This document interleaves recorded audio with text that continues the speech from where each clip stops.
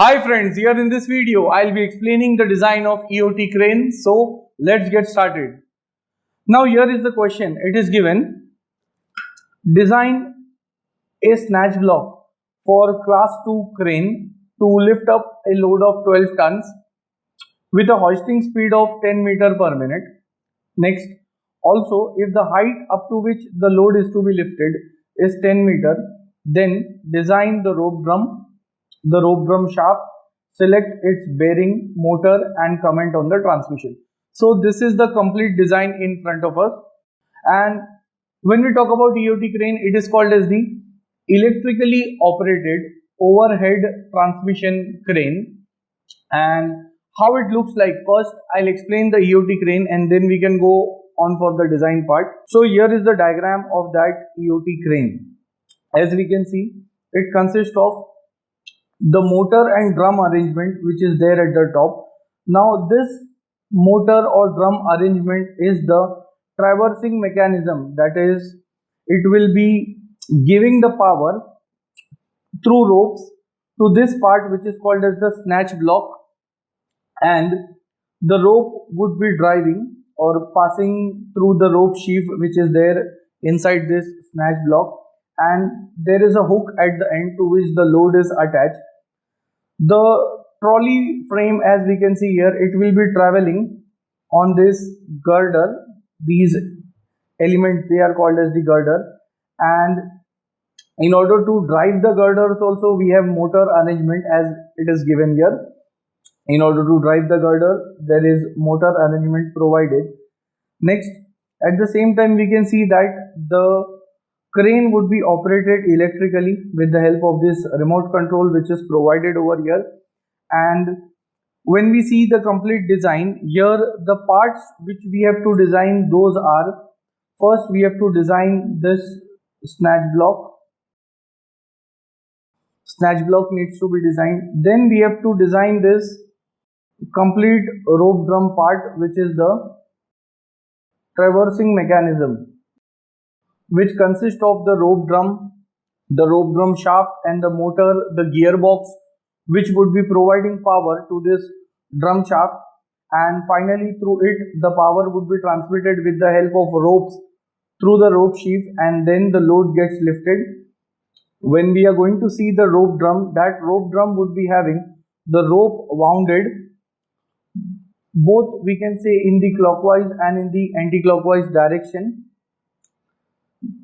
So that is the description regarding the Eot crane, and here to the hook the load would be attached which can be in terms of tons, and here in the question when we see, it is given that we have to lift a load of 12 tons as mentioned over here, and the hoisting speed is 10 meter per minute, that is, the load is to be lifted up by a speed of 10 meter per minute. So that is the linear velocity by which it has to be lifted, and for this mechanism we have to design the complete snatch block. And in the second part of the question they have said that if we want to lift the load up to a height of 10 meter, so if it is to be lifted up for 10 meter, then we have to design the rope drum shaft, select the bearing, motor and comment on the transmission. So we have to design the complete traversing mechanism. That is the second part of the question. So broadly when we see, this design would be consisting of the design of the snatch block which contains the hook, rope sheath, ropes, etc. And at the same time we have to design the traversing mechanism which would consist of the rope drum shaft, then the rope drum we can say bearing, at the same time the motor and the gearbox. So that is what the design would consist of. And after that, when we look at the snatch block, this is the diagram of the snatch block. It means out of the complete Eot mechanism, here the snatch block I have separated. So snatch block, it consists of the hook as we can see here, then there is a plate which is there at the bottom. After that we can see there is a cover plate over here, and then there are rope sheaths. So after this, so here I'll quickly name the parts. So this complete diagram is of the snatch block. also called as the snatch box, and it consists of the hook, then there would be plates called as the shackle plate, and also there will be a cover plate. Then this part is called as the cross piece, and here there are rope sheaths which are provided, because these rope sheaths are the pulley through which the ropes would be passing, and we have to design these parts. At the same time, in the cross piece here at the top, we are going to have a bearing that also needs to be designed. So that is the description of the snatch block. Now once the description is completed, we can easily design the complete EOT mechanism. That is, we are going to start with the snatch block, and then we are going on to the traversing mechanism, which consists of the drum shaft, etc. So that was a small explanation regarding the EOT crane mechanism. So now, just before designing the EOT crane, I'll explain a small concept regarding the pulley arrangement. That is, if suppose we have a fixed pulley. Now, here this pulley is called as a fixed pulley. We can see that it is being fixed at a particular location. Now, the load is attached to this pulley and we need to lift this load.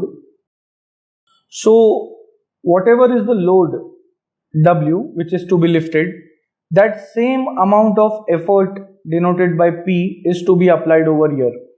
So we can see that if we want to raise a load W with the help of the fixed pulley arrangement, we have to pull the rope which is passing over this pulley by an effort P, and in this condition the load is equal to the effort. So now, since mechanical advantage is given as load upon effort, so therefore here I can say that load and effort, they are same. So therefore the mechanical advantage comes out to be 1 in this case. So it means if we want to raise a particular load, we have to apply the same amount of effort on the other side of the pulley in order to raise the load. Now, if we have a movable pulley instead of a fixed pulley,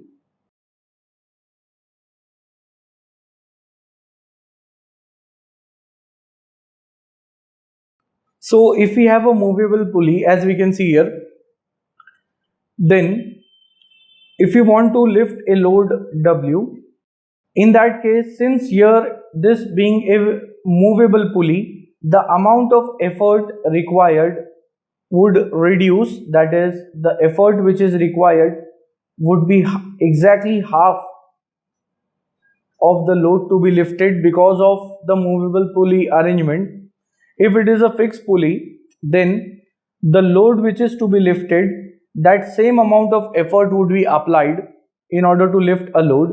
But the moment we change it with a movable pulley, the effort decreases, it becomes half of the load to be lifted, and same would be the reaction over here.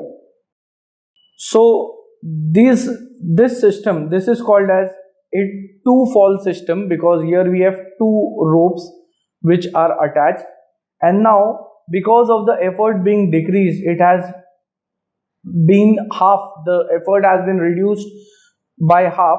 So therefore here the mechanical advantage would be load upon effort.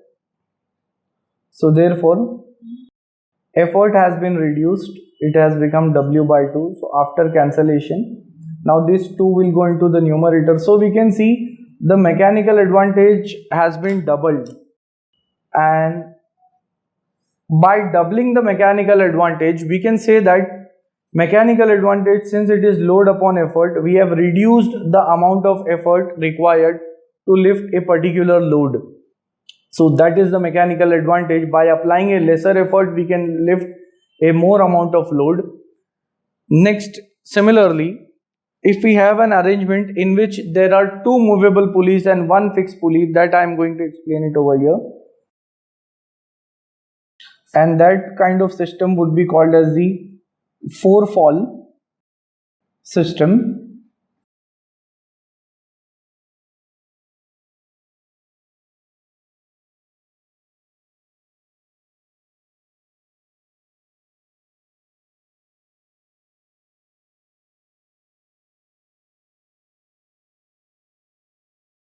Now, here if we place a fixed pulley in between the two movable pulleys, then the amount of effort required, it reduces. That is, whatever is the amount of load, the effort becomes 1/4 of that by using a four-fall system. And when I write the mechanical advantage is given by load upon effort. So load is W, effort is being reduced to P by 4, which we can also say it is W by 4, that is whatever of the amount of load which we want to lift. So effort would be just 1/4 of that, so it becomes W by 4. On cancelling this, we get mechanical advantage is 4. So it means if the amount of effort reduces, the mechanical advantage increases, and it means in order to lift a particular load, if we have is such a system which is a four-fall system in which there are two movable pulleys and one fixed pulley, the amount of effort required to lift a particular load reduces considerably. So that is the advantage. And here the number of falls, see, these are called as number of falls. The number of ropes, as we can see here, they are passing on this pulley. So here we have one fall, then second, third and fourth fall. So it is a four-fall system, and the number of bends are given by the formula number of falls minus 1. So it is 4 minus 1. The number of bends are 3. Number of bends can also be explained in this way. Like here we have one bend, then we have the second bend and the third bend. So also calculated by using this formula. Now similarly, if we want to lift a load which is way much higher, that is, in this problem the amount of load to be lifted is given as 12 tons. If the load is even higher, then we can go for a 6-fall system, and in that 6-fall system we are going to have an arrangement wherein there would be 3 movable pulleys and in between them 2 fixed pulleys. So the mechanical advantage would be 6. It means in that case the effort reduces further in order to lift a particular load, but such systems are to be used if the amount of load is higher, and here we are going for the 4-fall system. And next, once we have reached up till here, that is, the concept has been explained, now I can start with the design part. As we see in the question, it was given we have to design a snatch block for class 2 Eot crane. So in the data we have class 2 Eot crane. If nothing is mentioned, we have to always assume class 2. Then to lift up a load of 12 tons, so W is equal to 12 tons converted into kg by multiplying with 1000, with a hoisting speed of hoisting velocity is 10 meter per minute, so it has been converted into meter per second by dividing with 60. So the first part of the problem will deal with the design of the snatch block, and the second part also, if the height up to which the load is to be lifted is 10 meter, so the height of lift is given and we have to design the rope drum. So the second part of the problem will talk about the design of the rope drum. So once the data has been understood, we can start with the solution part, and in that the first step is, the step number 1 is design of snatch block. And in that, see, remember that snatch block in itself consists of many parts, as explained in the description as well. The snatch block consists of the rope sheath, then there would be ropes, the shackle plate and cover plate, there would be cross piece and this hook. So snatch block entirely consists of many parts. So it means step number 1 will have many sub steps. So starting with the first sub step, that is selection of the wire rope, and in the selection of the wire rope we have 2 available options, and the available options are cross lay and parallel lay. Now what are the meaning of cross lay and parallel lay? That I'll explain.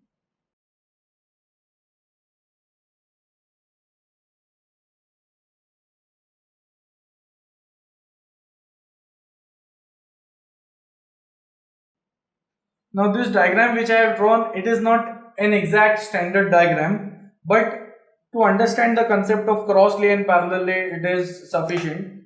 So what I have done here is, here when we see this outer circle which is in black, that is called as strand.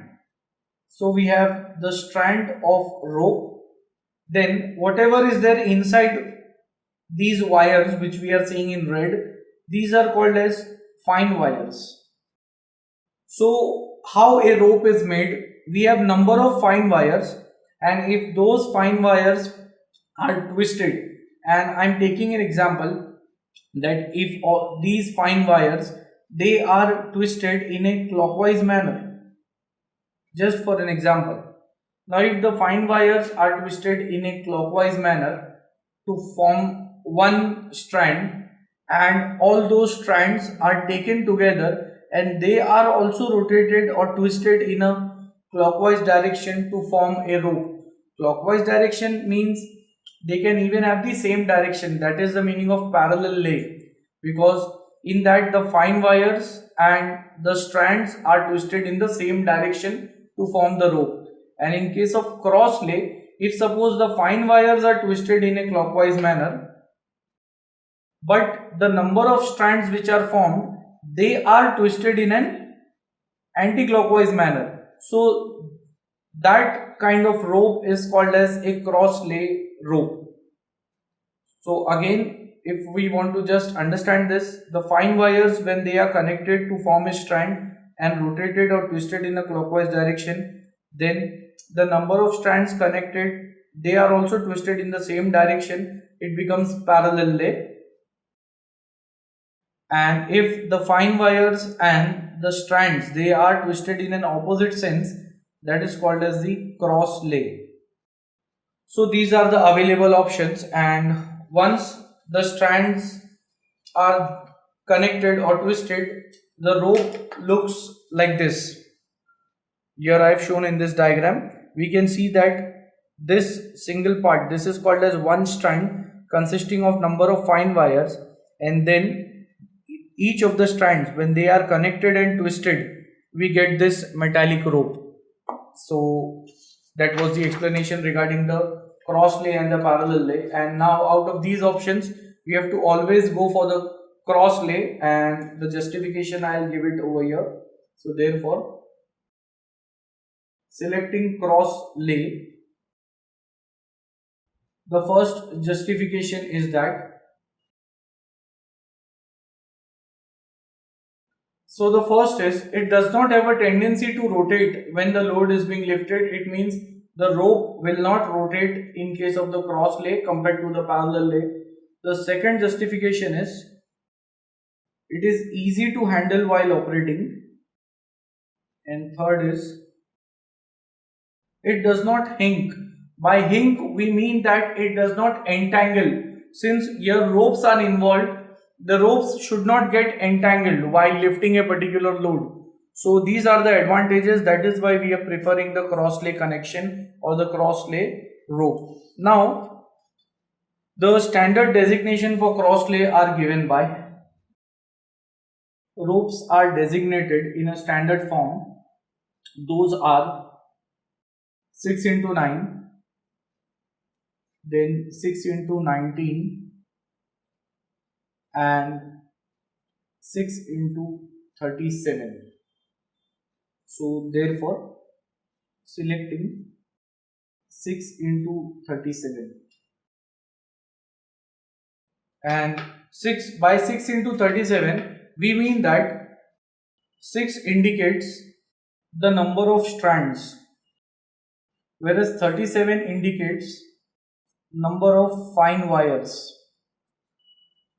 So it means these fine wires which we are seeing in red, so for a 6 into 37 configuration, there would be 37 fine wires and we are going to have 6 strands consisting of 37 fine wires each. So that is the standard, and why we have selected it, the justification is, since more fine wires, therefore more flexibility. So hence we are preferring 6 into 37 configuration. Now after selecting the rope, the next part is we are going to have or going to calculate the tensile load per fall. It means, since I explained previously that we are going to use a 4-fall system here, so we have to find out how much is the load which is carried on the per fall, that is one fall is carrying how much amount of load. So for that, here is the formula, that since the tensile load per fall is given by F is equal to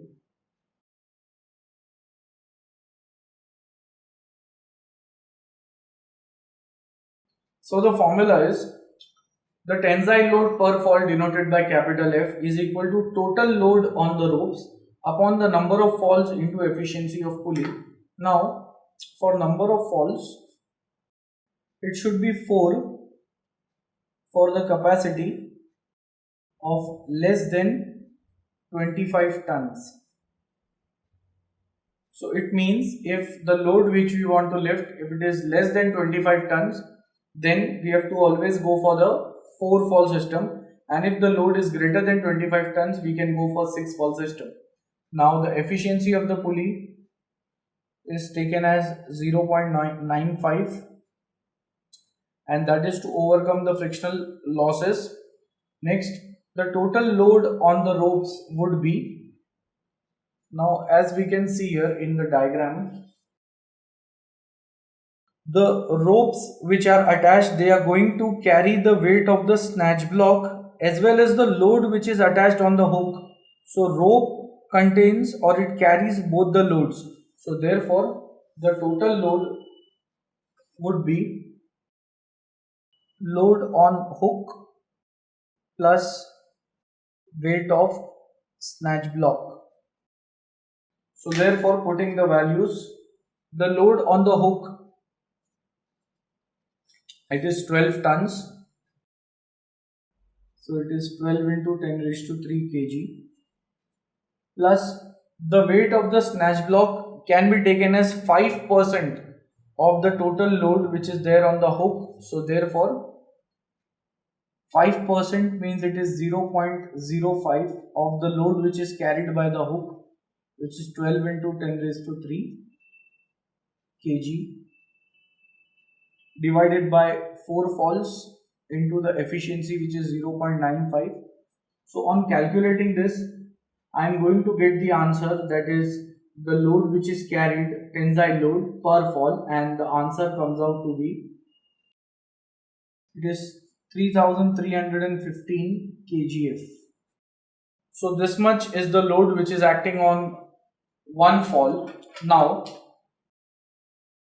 the next sub part is, after we have calculated the tensile load per fall and we have also determined which kind of rope we are using, now we have to select the rope diameter. So the next step is selection of the rope diameter. In that, I'll write down, let us first calculate the breaking strength required for the rope, and for that we can refer PSG 9.1. Now on PSG 9.1, at the top it is written wire ropes. In that we have to select for 6 into 37 group of ropes, because that is the designation we have selected. So here we have the breaking strength formula given by F into sigma u upon sigma u divided by small n minus small d by capital D minimum into 36,000, where small n is called as the stress factor or design factor taken as n dash into duty factor. Then F, we know it is the load acting per fall. Then sigma u is the tensile strength of the wire, and the value we have to take it as 18,000 kgf per centimeter square, and that is taken from the reference, that is from the book Rudenko. So from there we can get this value. And now for the duty factor which we are going to require here, for that I'll explain. Duty factor is there on PSG 9.2, that is the next page.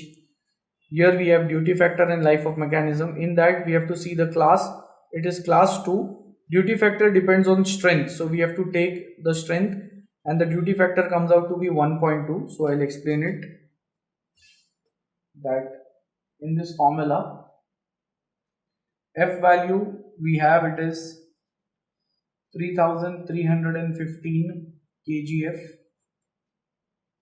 Next, sigma suffix u value should be taken as 18,000 kgf per centimeter square, and this comes from Rudenko book.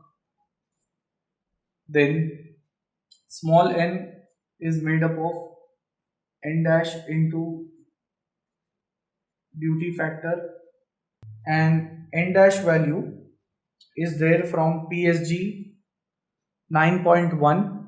Here it is written factor of safety n dash, and class of the crane is given. We have to select class 2 because it is given in the problem, and on the left side the rope application is given. So the rope application is, we are into this cranes and hoists in general hoist blocks. So for that in class 2 the value of n dash is 5. So n dash comes out to be 5, and the duty factor is 1.2. Duty factor is based on strength. This is from PSG 9.2 as explained, and whatever formula we have written here, it is for the designation of rope 6 into 37. Then after reaching up to here, we are left with small d by d minimum. We have to select this, and for that small d by d minimum, I'll explain it over here. It is from PSG 9.1, and in that we have two options. First is from PSG 9.1.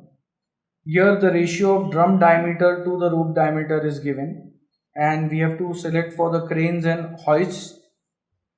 For the cranes and hoists 6 into 37, and class 2 the value is 17. So the first option is 17. Next, on that same page, capital D min by small d, that is the ratio of the drum diameter versus the rope diameter is given, and now this depends on the number of bends, and as explained in this problem that it is a 4-fall system, so it has 3 bends, and the ratio of d min by small d is 23 for 3 bends. So therefore the next option is 23. Now out of this we have to always select the higher value, because this ratio is indicating capital D min by small d, and when we are talking about capital D min, it is the drum diameter, and now the bending stress is always inversely proportional to the drum diameter, that is also we can say area. So if the diameter goes on increasing, the bending stress goes on reducing, and if there is less chances of bending, then the life is of the system is inversely proportional to the bending stress. That is, if sigma b goes on reducing, then the life of the rope, or we can say the complete system, goes on increasing. So that is why we have to select the higher value. So now since capital D min by small d is 23, here it is reciprocal, so this would be 1 upon 23. So as we see here, we have all the values. After putting all these values, the answer of P comes out to be, it is 41.598 into 10 raised to 3 kgf, and dividing this by 10 raised to 3 will give me the answer in tons, so that becomes 41.6 tons. So that is the breaking strength required for the rope. Now it also says that our application is only up to 12 tons, but the rope will break when the load reaches a value of 41.6 tons, and since we won't be overloading the crane, that is we are not going to use it for a value greater than 12 tons, so it means the rope would be safe. And now therefore the next step would be to determine the diameter of the rope. So from PSG 9.4, on PSG 9.4, at the top it is given wire ropes for general engineering purposes, and this is for group 6 into 37. That is what we have selected. In the first column we have the rope diameter, and here we have the nominal breaking strength of rope, which is in tons. Breaking strength just now we have found out, and we have to go for the tensile strength of wire between 175 to 190 kgf per mm square, and the value is 41.6. so I'll go on saying that value. Now we don't have a value of 41.6, but the next higher value is 44.7, so select that value, and corresponding to it the rope diameter comes out to be 29 mm. So this is what we are going to select. So therefore, selecting the diameter of rope as 29 mm, for which the breaking strength is P is equal to 44.7 tons, which is greater than the 41.6 tons which we had calculated. So it means the rope would be safe. Now the next sub step would be, after determining of the rope, we are going to analyze the life of the rope wire. So next part is checking the life of wire rope. Now in this we have two cases. First one, expected life will be given. Let us say that the expected life is 10 months, or next is the expected life is not given. So in that case we are going to find the expected life of the wire rope. Now in this question nothing is specified about the expected life, so I'll be explaining both the steps. And remember, in exam we have to just follow any one of the case. That is, no need to do both the cases. Here I am showing both the cases, but in exam, out of these we have to go for any one case in exam. So now I'll explain the first case, which is the life of the rope is 10 months. So will it be safe or not?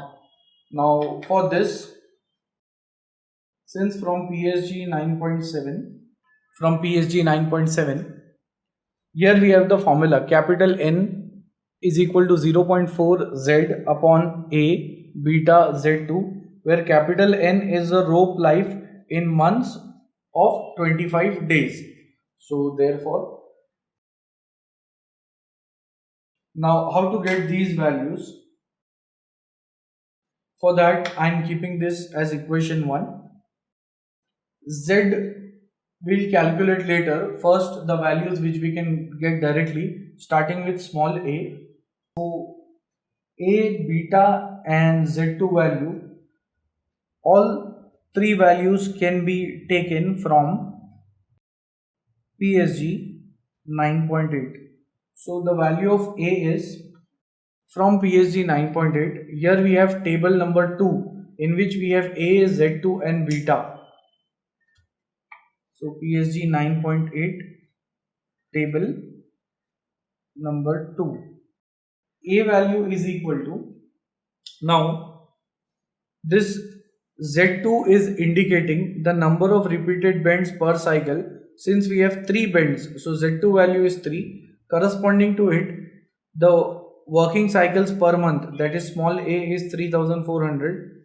Beta is the endurance factor, which is 0.4, and there is the medium duty of 16 hours per day for this mechanism or for this complete EOT crane. So that is what we are getting from here. I'll write down the values. A is equal to 3400, beta the endurance factor 0.4, Z2 value is 3.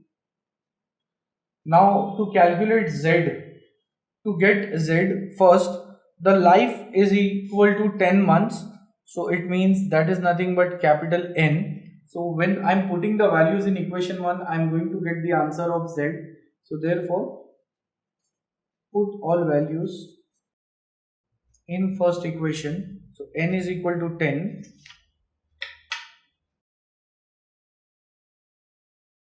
So on calculating this, the answer of Z comes out to be, it is 102 into 10 raised to 3. Now after getting Z value, I'll be calculating from PSG 9.8, I'll be calculating M by interpolation, because this M value would be required in the formula where we are going to get capital D.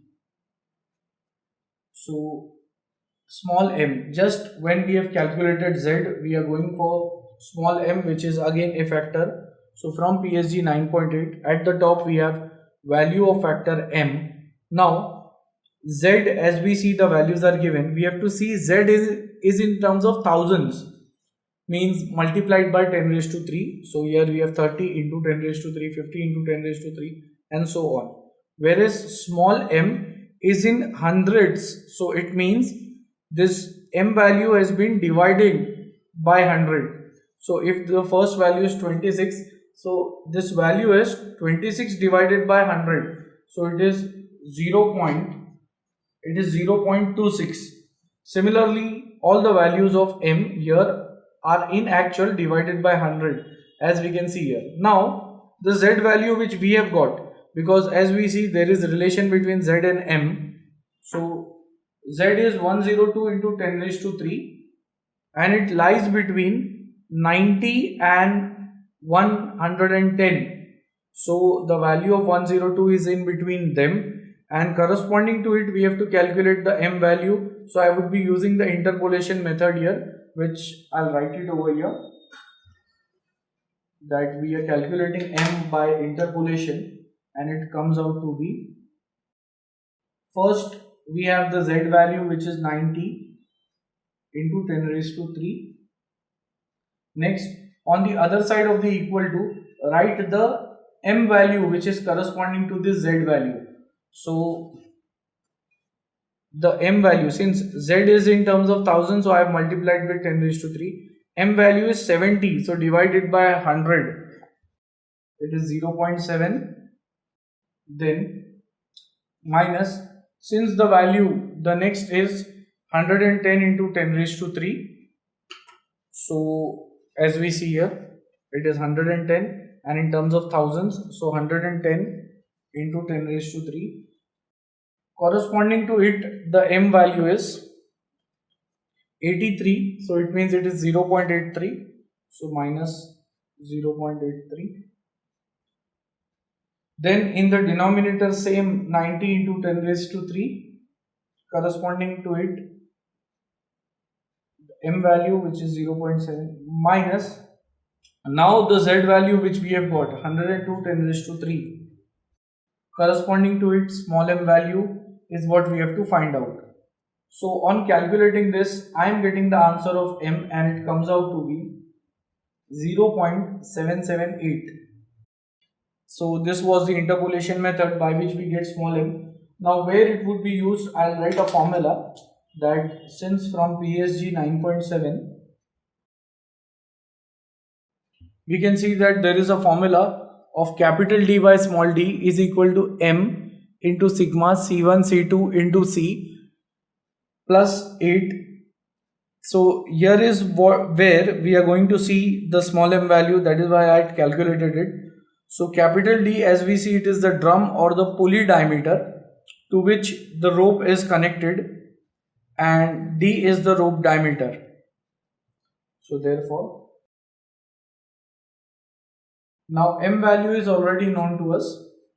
Sigma, for sigma we can refer the same PSG 9.7, and here they have given the formula. It is the tensile stress in the rope given by 10F upon pi d square, and the unit would be in the form of kgf per mm square. So the formula of sigma is given over here,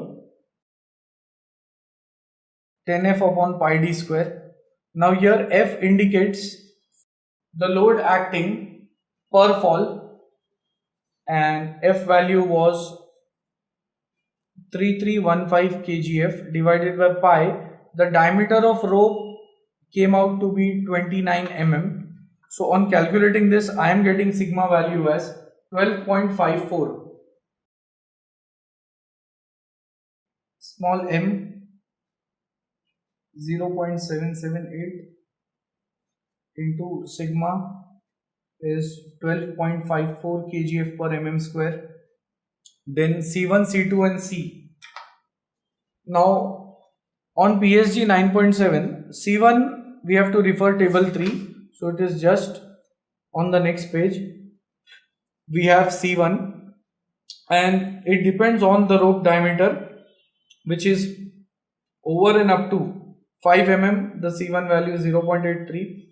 Now our diameter of rope is 29. So for that we can see that this is up to 28 mm and next is 30.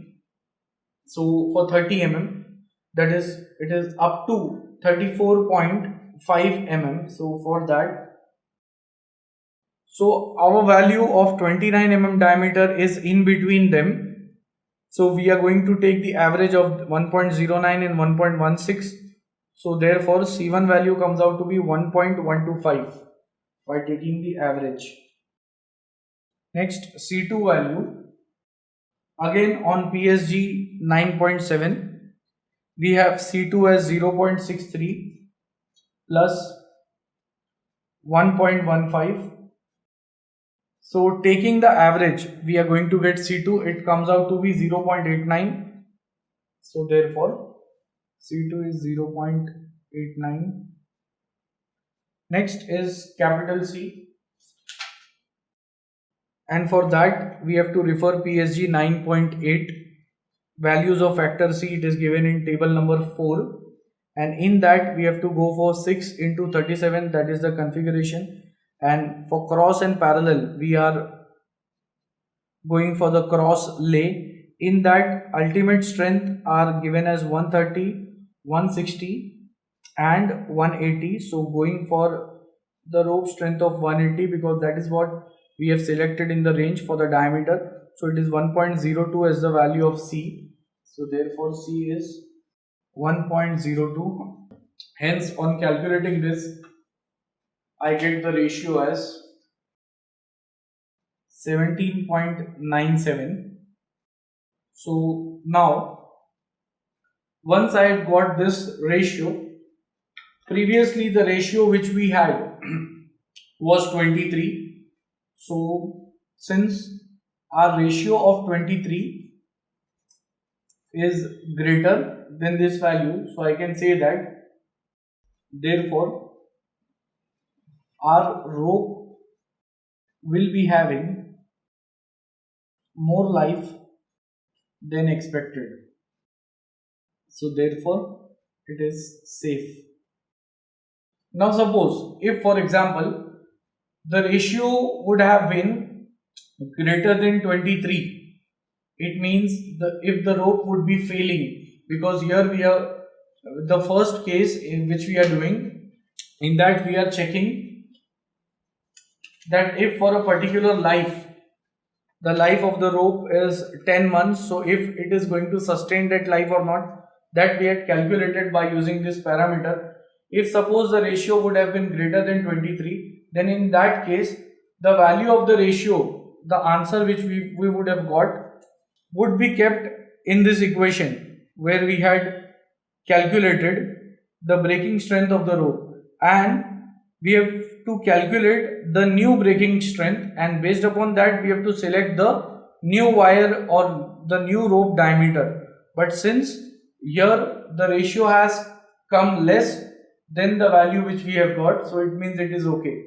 But if it would have been greater, then we have to select the next strength, and based upon that we have to select the next wire rope diameter. Now this was case number 1 where the life was given. Now suppose case number 2, if the life is not given. Now if the life is not given, then we have to go in exactly the reverse manner like we had used in case number 1. We have to go completely reverse and calculate the life of the rope. In case number 1, the life was assumed to be 10 months, but if the life is not given, we have to find the life of the rope, and for that the procedure is that in equation 1 we have the formula, that is the life of the rope. Now in that, whatever the values are required, the values in the denominator, that is A, beta and Z2, they won't change, they would remain as it is. The only change would be in the value of Z, because that depends upon the diameter ratio. And how to get the new Z value? For that I'll be using this same equation, and in this I'm going to calculate the small m value. So I'll write the formula again, that since from PSG 9.7. Now previously, in order to check the life of the rope, we had used this formula to calculate the diameter ratio, but now we'll use the same formula to get the value of small m. So therefore the diameter ratio should be kept the value which we had, that is 23, is equal to small m will remain as it is. Sigma value came out to be the value of sigma 10f upon pi d square. It was 12.54 kgf per mm square. So sigma would remain as it is, multiplied by C1. C1 is 1.125 multiplied by C2, which is 0.89, multiplied by C, which is 1.02, and also we have 8 here, this 8 is there, and so the answer which I have got, it is adding the value of 8. So remember to add 8 here. Now plus 8.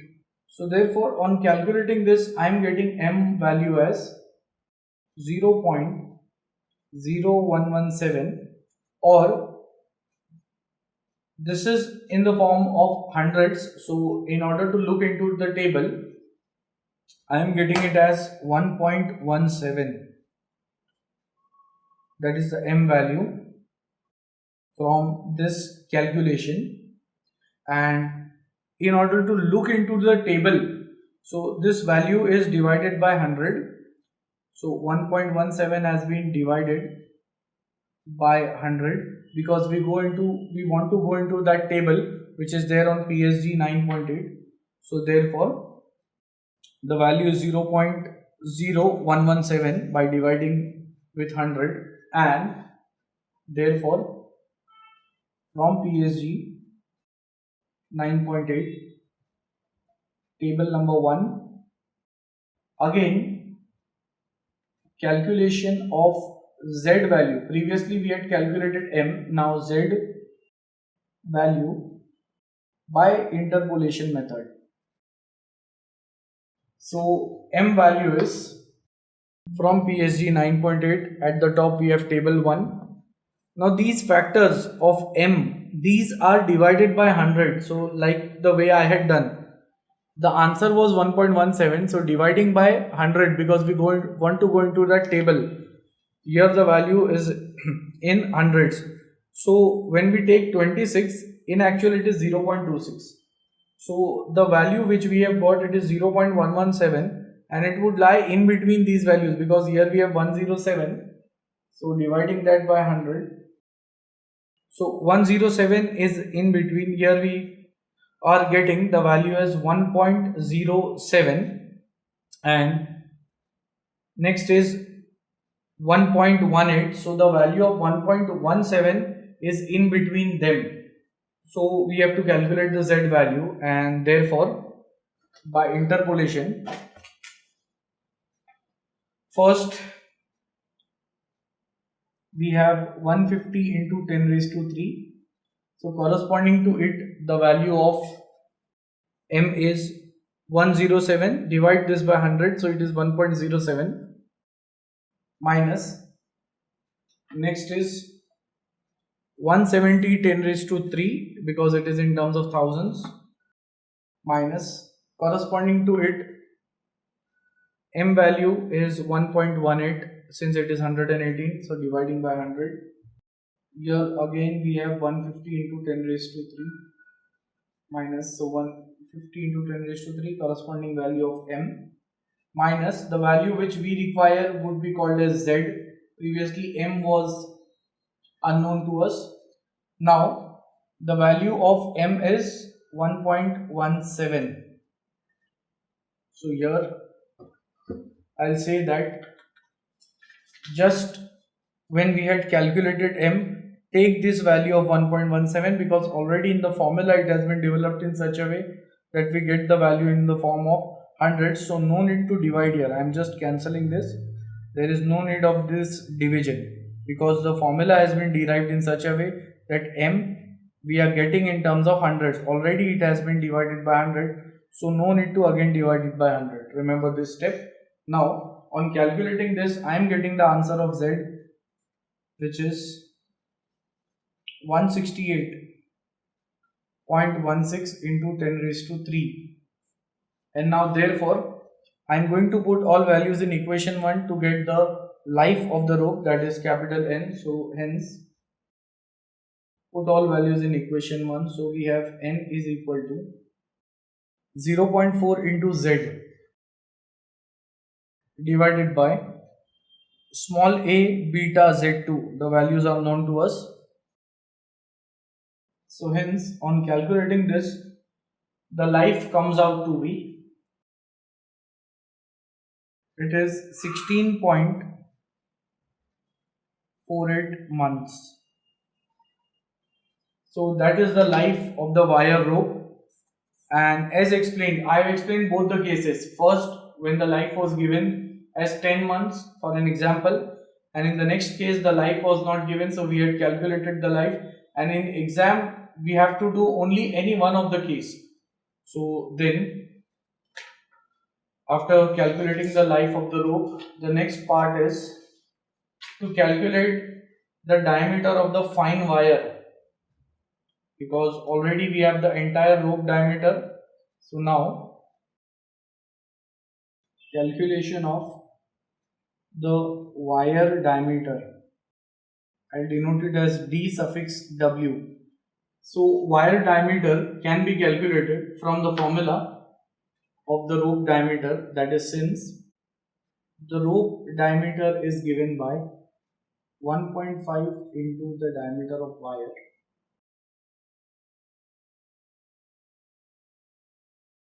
So this is an empirical formula which we have to remember, and from this, therefore d indicates small d, that is the diameter of the rope, d suffix w is the diameter of the wire, into the number of strands. We have 6 strands, and number of fine wires in each strand is 37, because that is the designation. So in short, here we have the under root sign. Under root, whatever term we have, that is the designation of the wire rope. So it is 6 into 37 simply. So therefore on calculating this, the diameter of wire comes out to be 1.297 mm. So that is the diameter of each fine wire, and no need to round off this value. So here we have calculated the diameter of the wire. Now next step would be, and remember we are already into the first step, that is we are still designing the snatch block. The first part is regarding the rope, that is over. Now we are going to select the sheath. So in this, the next step is selection of standard sheath, and for that from PSG 9.10 corresponding to a diameter of rope of 29 mm. So on PSG 9.10, here the proportions are given for the sheave grooves, and how the rope sheave looks like I'll just show it with the help of a diagram. Now the rope sheave is this portion, as we can see here in red, inside which, or we can say it is simply a pulley which would be rotating, and here is the axle shaft which is fixed. So the pulley is rotating on this axle shaft, and this is called as the rope sheave. Also we can take a look that these are the rope sheaves. So we are designing this part, and in actual the rope sheave looks something like this, through which the ropes would be passing. So now we can understand what is the rope sheave. So from PSG 9.10 corresponding to wire rope diameter, the diameter which we have, it is 29 mm. So after 28, this diameter is 34.5. So it is up to 34.5, and previously it is up to 28 mm. So we are getting the diameter as 29. It is in this range. So we'll select this wire rope diameter. This is up to 34.5 and not exactly 34.5. So the diameter which we are getting is within this limit. So I am selecting this sheave, and corresponding to it the proportions are given. Like for example, what is this dimension A? A is given as 90 mm. Then B is this groove width, we can say B 70 mm. Then we have C, which is 15 mm. Next we have E, is this height at the top, we can see there is a chamfer. So E is 2 mm. Then small h is the height, or we can say this is the depth of the groove, which is 55 mm. Then after that, so on, we have the other dimensions like the radiuses of the rope sheave. Then even the length of the rope sheave is there. So I'm going to write all these dimensions.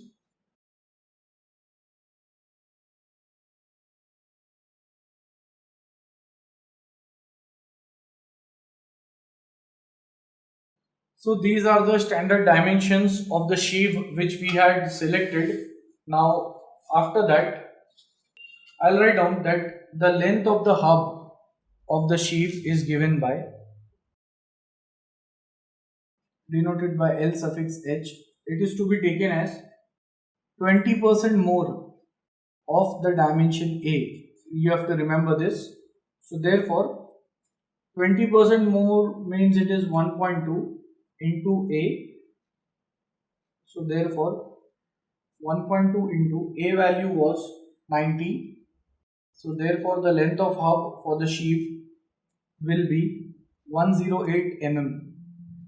Now after getting the length of hub is basically the portion of the sheave which is supported in this axle. Here we see there is an axle. So that would indicate the length of the hub. So this is exactly the length of the hub, L suffix h, inside which the axle would be there. And here I'll show another diagram to explain it, that in this view we can see that the length of the hub is the portion which is going into the axle, or the axle is passing through it. So this indicates the length of hub, L suffix h. And now here we have an axle shaft, as we can see here. This is an axle shaft. And why do we provide an axle shaft here? Because in this case the rope is transmitting the power to this rope sheath. The rope is transmitting the power, so it means that first the rope sheath would be rotated and this axle shaft is fixed. So axle shaft will just help in supporting the rope sheath, that is, it will avoid the bending and it won't transfer the torque. So axle shaft is not your normal transmitting shaft, it is just supporting the rope sheath without transmitting any torque. So at axle shaft no torque transmission takes place. It means it is just used to support the rope sheath. So therefore, after reaching up till here, I can say that now, since the PCD, the pitch circle diameter of rope sheath, will be calculated from the ratio capital D by small d is 23. So therefore, capital D is equal to 23 into small d. Small d is 29 mm. So hence the PCD of the rope sheath comes out to be 667 mm. And by PCD of the rope sheath we mean that there would be a circle which would be passing through the center of this rope sheath. So this is the PCD of rope sheath. And inside this we are going to have the rope. So rope diameter is small d. Inside this we'll have the rope consisting of number of fine wires. So rope diameter is already known to us. This would be small d, rope diameter, and here is the PCD of the sheath, which is the capital diameter. So from this ratio I am getting the PCD of the rope sheath and it came out to be 667 mm. Next, within this, the next step is design of rope sheath axle. So the next step within this is we have to design the rope sheath axle. Rope sheath has already been designed, the dimensions we know. Now we have to design the axle which is passing through this rope sheath and also select the kind of bearing which we are going to use for the rope sheath and the axle. And for that, here I'll explain this diagram. On this diagram, on this cut section model, here I am having the rope sheath which is mounted on this sheath axle. So I have to define, or I have to calculate the diameter of this sheath axle, and here this is the symbol of the bearing, and I have to find what kind of bearing we are using. So sheath axle bearing would be decided and sheath axle diameter in this step. Now first I'll draw a simple diagram of this axle so that we can understand what are the loads which are acting on this axle shaft.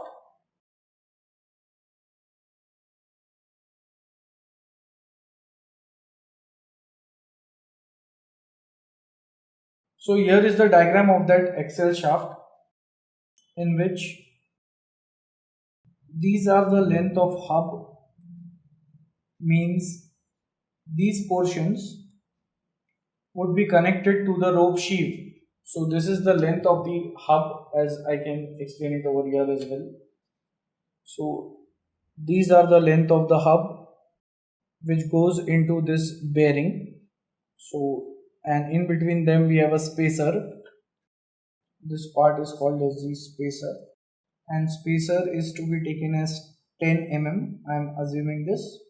Then exactly as we can see here, at exactly the half of this hub would be the ropes which will pass. So it means the load which would be acting will pass through these lines which are exactly at the center of the hub. So therefore, exactly at the center, I am projecting the forces.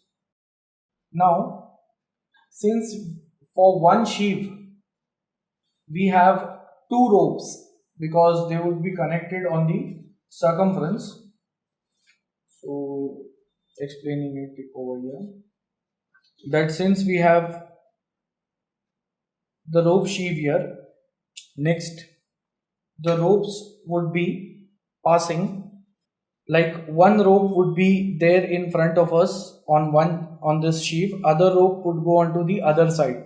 So like this we have two ropes. So therefore the amount of forces, that is here this would be 2F, that is 1F for one fall and 2F for two fall. Similarly on the other side we have 2F because it is a 4-fall system. And since this part is held in the axle, or we can say the axle is being held rigidly with the help of the cover plate, as we see here in black sectioning. This is the cover plate, and here we have the shackle plate which are holding the axle. So the load which is trying to pull this sheave up would be resisted by these plates and acting on the sheave axle in the downward direction. So that would be located at, now to explain it, I'll mark the remaining lengths and I'm denoting them as S1 and S, where S1 is the thickness of cover plate and S1 it is not given, so always assume S1 the thickness of the cover plate as 6 mm and S is the thickness of the shackle plate, take it as 20 mm. So these are the assumptions. And now the 2F value which is supported by the axle will be acting exactly at the half of S, similarly over here, and they are equal to here 2F and 2F, that is 4F. So divided equally, I'll say this is part A and this is part B. So the load acting is 2F at A and 2F at B.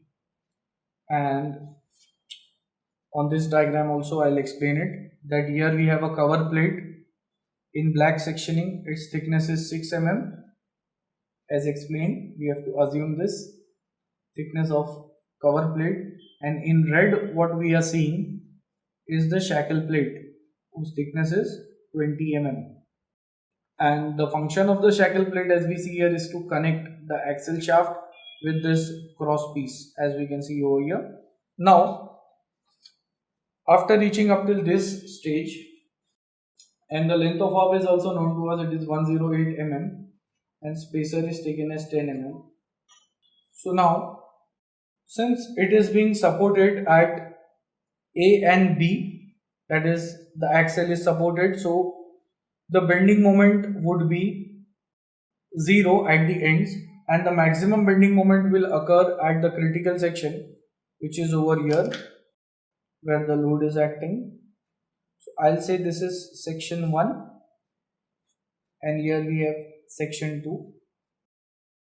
So the next step would be, I'll be taking the moments at section 1, that is just by taking 1/2 of this axle shaft. So therefore, considering the bending failure of the axle at section 1/1, so therefore the bending stress is given by, it is the bending moment, and since we are taking the bending moment at section 1/1 divided by the section modulus, So therefore, bending moment at section 1-1, I am taking the moment by considering only one side of the axle shaft. So for that, here we have 2f into this distance is exactly half, that is s by 2. So we have 2f into s by 2 plus s1 plus lh by 2. So therefore 2f into s by 2 plus s1 plus lh by 2 divided by z, and assuming that the section is circular, z is the section modulus. For a circular section it is pi by 32 d cube, and here I am writing suffix a because we are designing it for the axle shaft. So therefore putting the respective values, and just for bending stress I am explaining that taking material of axle shaft as C45. So therefore from PSG 1.9 corresponding to C45 we have a yield tensile stress of 360 Newton per mm square. So we have on PSG 1.9 the material is C45, corresponding to it the yield stress is 36 kgf per mm square. So multiply it by 10 to get in terms of Newton per mm square, and so sigma yt is 360 Newton per mm square, and assuming factor of safety as 3 for repeated loading. So therefore sigma t permissible comes out to be sigma yt, that is 360 divided by FOS, so it is 120 Newton per mm square, and tensile stress is taken as equal to the bending stress. So sigma b value is known to us. Now putting all values over here, therefore sigma b is 120, 2 into f value was the load acting per fall, it is 3315 kgf. Now here we want in terms of Newton because stress is in terms of Newton per mm square. So remember that f value should be in terms of Newton. So the answer which we got in terms of kgf, multiply it by 10 to get it in terms of Newton, into bracket s by 2. S, the thickness of the shackle plate is 20, so 20 by 2, plus the thickness of the cover plate mm. The length of hub, it was 108 mm already calculated, divided by 2, and in the denominator we have pi by 32, the diameter of XL cube. So hence on calculating this, the diameter comes out to be the diameter of XL, and we are calculating it at section 1-1. It is 73.31 mm, and same will be the diameter of XL at section 2-2 as well, because the hub diameter is also same. So here what I have done is I have determined the diameter of the axle shaft which goes into these rope sheaths through the bearings. Next, the next sub step within this is to determine or selection of bearing between axle shaft and rope sheath. So the next part is, after I had calculated the diameter of this axle shaft, next would be to decide which kind of bearing we are going to use. So we are going to find the sheave axle bearing in this step, and for that I can say that since the radial load acting on the bearing F suffix R is equal to 2F, because clearly we can see that Here there is a bearing and the load would be acting on this center line. The load acting on the center line is 2F. So this 2F is considered as the radial load, F suffix R. Radial load, F suffix R. And this is the axis of the axle shaft, and we can see that the load which would be acting would be along these axes and not the axis of the axle shaft. So here I can say that axial load denoted by F suffix A on the axle shaft is 0. So only radial load is to be considered in order to design the bearing between the rope sheath and the axle shaft. So therefore FR value would be 2 into F is 3315. So it is 6630 kgf, or by multiplying it with 10, I am getting it as 66.3 into 10 raised to 3 Newton, and dividing this by 10 raised to 3 will give me the answer in terms of kilonewton. So this is the radial load for which the bearing of the axle shaft needs to be designed, and here we see that this load is very much greater than 8 kilonewton, which is used as the reference to decide between the ball bearing or the roller bearing. So since this load is very much greater than 8 kilonewton, so we are going to select roller bearing. I am writing it over here.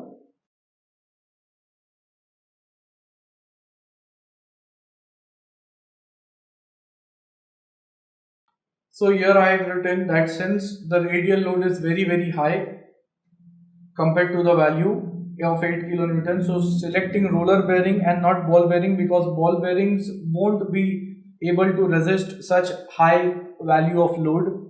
So therefore, and at the same time there is a possibility of the axle to tilt, because we know that since this is an EOT mechanism, the crane would be traveling to and fro, it would be moving up and down. So there are chances of this axle to tilt. So if we have a rigid bearing, then it may lead to the axle being broken or the bearing may break. So for that purpose we need to have some amount of flexible arrangement. That is why we are going for spherical roller bearing and not the conventional roller bearing. And now for the bearing design, some assumptions we have to make. That is, first, assuming the life of bearing in working hours denoted as L suffix H, and here I am assuming it to be 10,000 hours. We can also get it from the book Rudenko. Then the same life I'll calculate in millions of revolutions denoted as L suffix MR, given by L suffix H into RPM multiplied by 60 divided by 10 raised to 6. Now how to get this RPM? I'll explain it over here. Now, since N indicates the RPM, revolutions per minute, of rope sheath, so therefore it can be calculated from the peripheral velocity concept, that is pi d n upon 60. Now N is equal to, and from this the unit would be in terms of meter per second, and here if we want the unit in terms of meter per minute, then the formula would just be V upon pi d, because V is, and this will give me the revolutions per minute. So from this formula, and V, here I am giving the reference how to take V. It is equal to, V is also called as Y dot, is equal to I into X dot, or you can say X dot. Now therefore for I, it is taken as, also called as mechanical advantage, and can be taken as half of the fall. And since we know here it is a 4 fall system, so this would be half into 4. So therefore I comes out to be 2, and x dot is the hoisting speed in terms of meter per minute, and that was given in the question. The hoisting speed was 10 meter per minute, so that would be x dot. Here I have written v, that is the general notation, but in this case 10 meter per minute, this is x dot. So therefore x dot is 10 meter per minute. Now y dot is equal to I into x dot. I is 2, x dot is 10, so it is 2 into 10, that is the numerator, divided by d. Now the rope sheath is 667 mm, and divide this by 1000 will give me the answer in terms of meter. So velocity is 20. Here in the numerator we have 20, in the denominator we have pi into d, which is 0.667, because in terms of meter. So n comes out to be in terms of rpm. Therefore n value will be equal to 9.54 rpm. Now remember, this is the revolution speed, or we can say this is the rotary speed of the rope sheath. We can say that the rope which is passing through the rope sheath is having an rpm of 9.54. Just now I had calculated this. So now we can say that this rope sheath would be rotating with a speed of 9.54 rpm. So putting the values over here to get the millions of revolution, it is 5.724 millions of revolutions. Now after this, assuming 90% probability of survival, so therefore L10 is equal to LMR, which is 5.724 millions of revolutions. This is the value of L10. Now calculating the equivalent load. So therefore from PSG 4.2, equivalent load is given by P suffix E is equal to X into V into FR plus Y into FA into bracket S into K suffix T. I'll explain each of the terms. Now on PSG 4.2, here we have the formula of equivalent load. It is X into FR. So this was an older version of the PSG. So here we had X into FR. Remember to multiply with V as well, because V indicates either it is inner race rotation or external race rotation.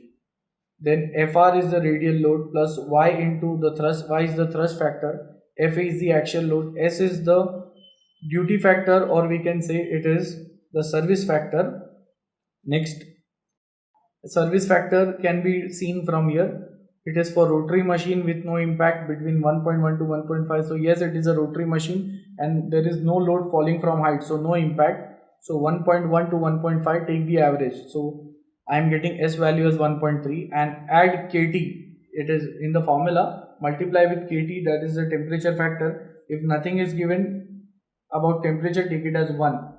So here putting the values one by one, X value is 1, that is the radial factor. Then V is 1.2, so capital V is equal to 1, that is for inner race rotation. That is, if there is a rotating shaft, we have to take V is equal to 1, and V is equal to 1.2 for outer race rotation, that is in case of axle. So here, as we know, So here the factor V is equal to 1.2 for outer race rotation. As explained, the rope sheath would be rotating, axle is fixed. So the factor is 1.2. FR value, that is the radial load in terms of kilonewton, it was 66.3 kilonewton plus. Now since the axial load is 0 because no axial load is acting on the axle shaft, so this entire term can be taken as 0.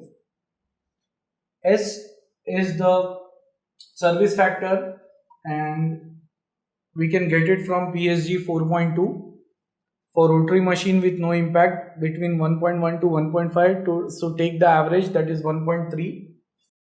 Then KT is the temperature factor, K suffix T, take it as 1 if nothing is mentioned about the temperature. Now on calculating this, I am getting the equivalent load and it comes out to be 103.428 kilonewton.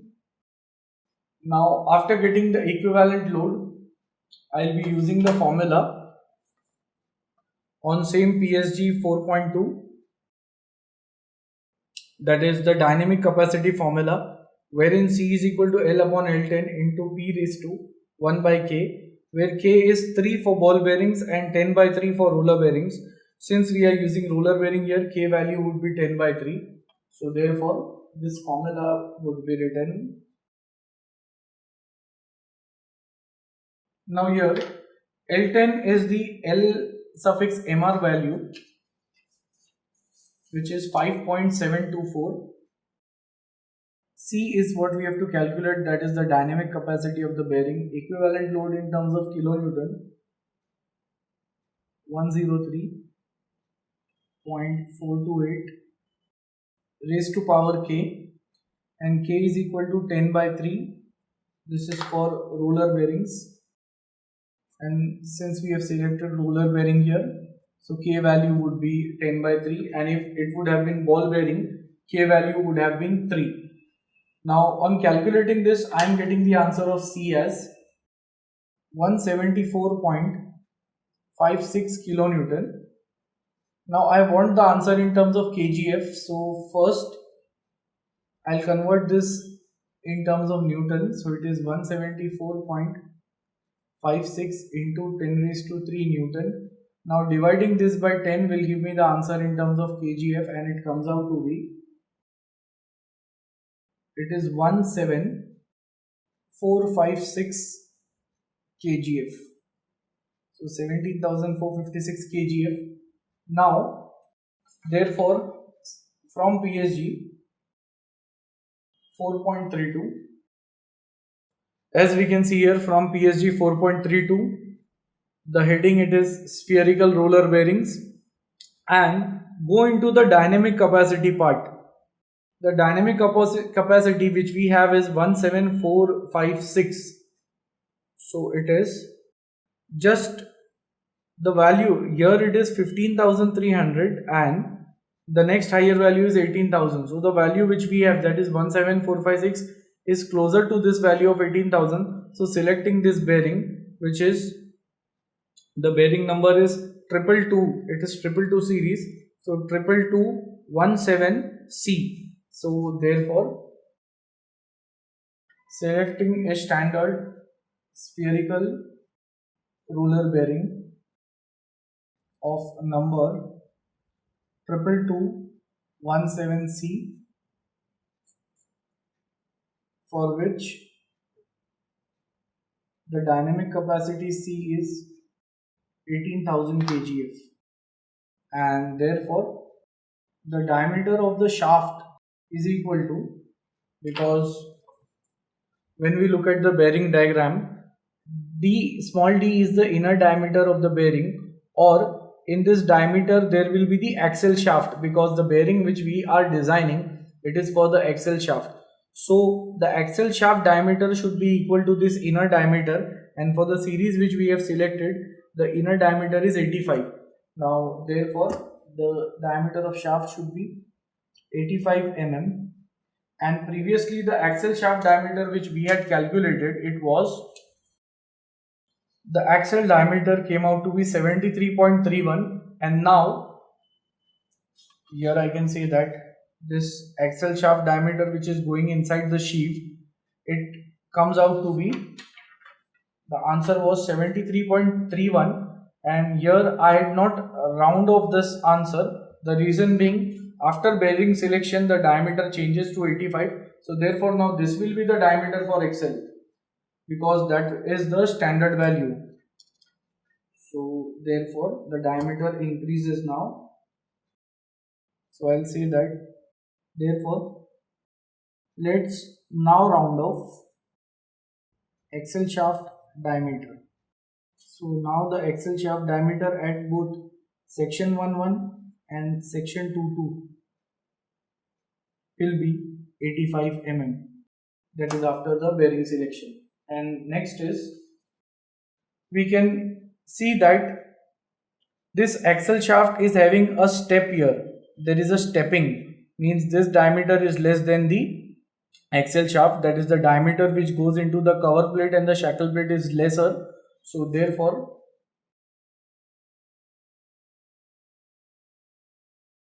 the diameter of axle which goes inside the shackle plate, which is this smaller diameter, I am assuming stepping of 2.5 mm, so 2.5 from one side, 2.5 from other side, it has been subtracted, so the diameter is 80 mm in the shackle plate.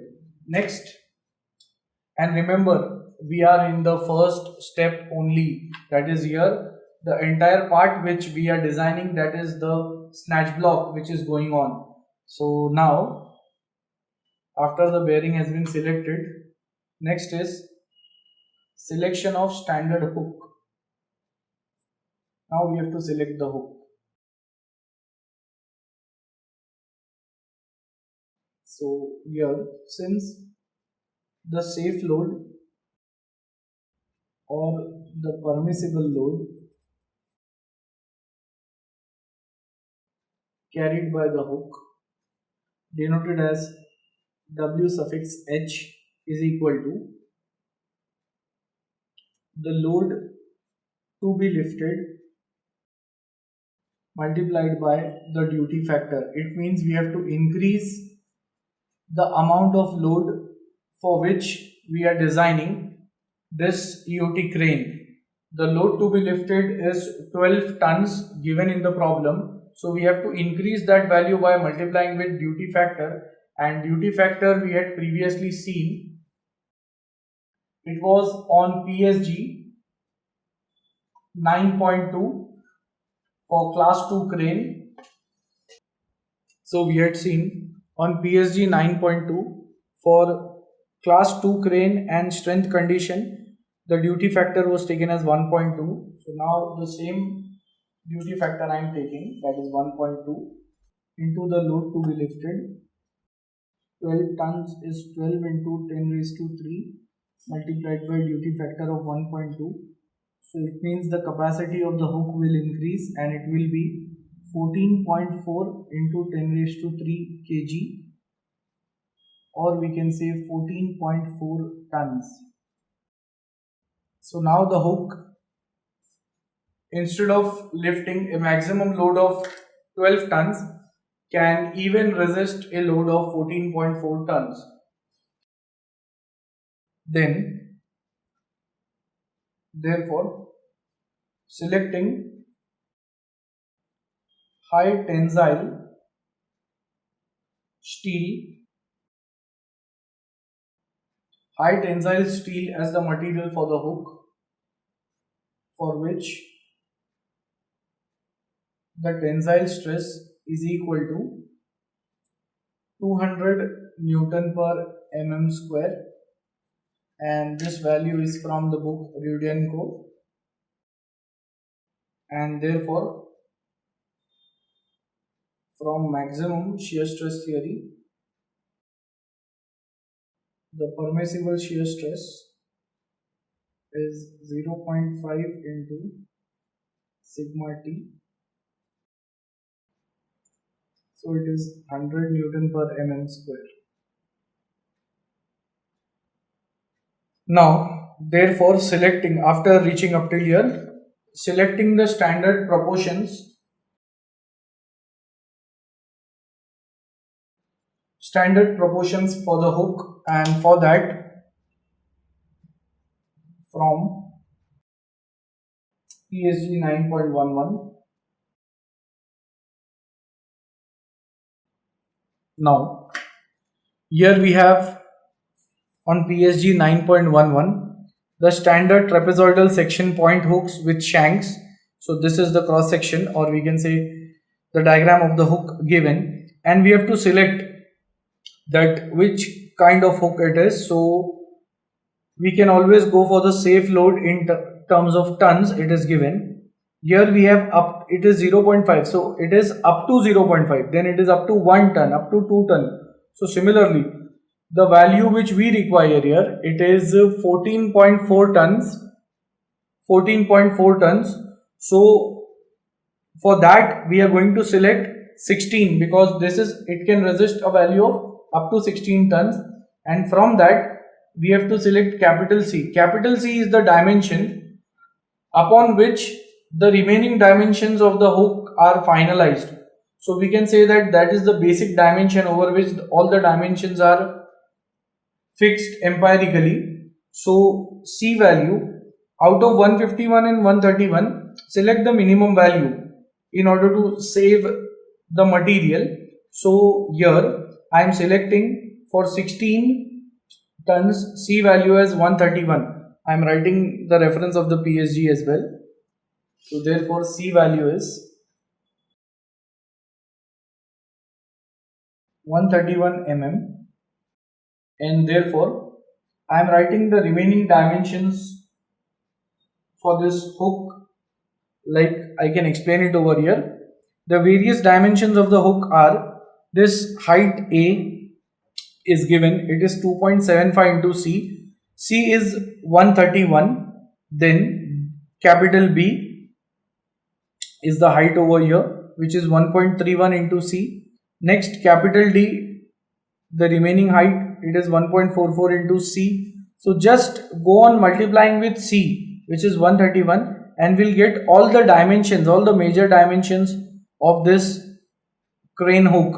So now what I'll do here is, I'll multiply with C to all the values which have been given here, and I'll directly write the answers from A to Z. Like for example, at last when we are seeing Z here, Z is the radius over here of this hook. So I'm fixing all the dimensions and writing the values. So therefore, after selecting,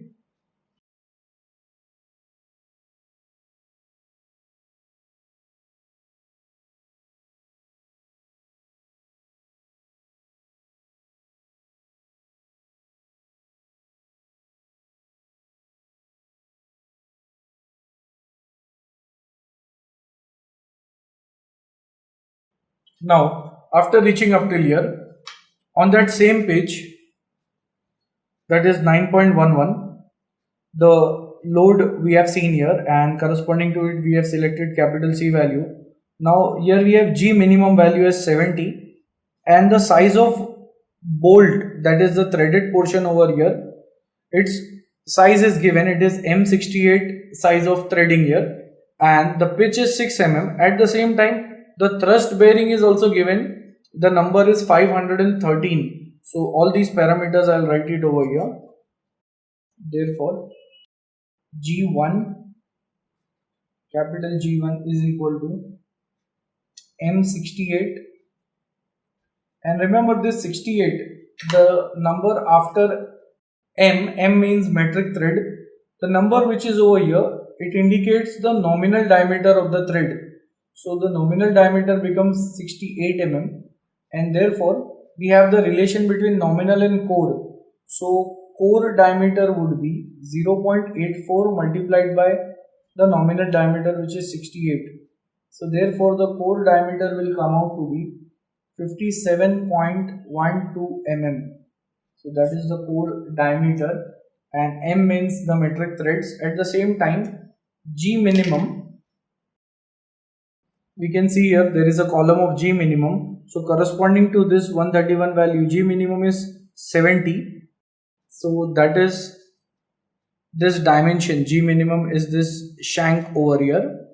So G minimum is 70 and pitch on this same page is 6 mm and the thrust bearing number is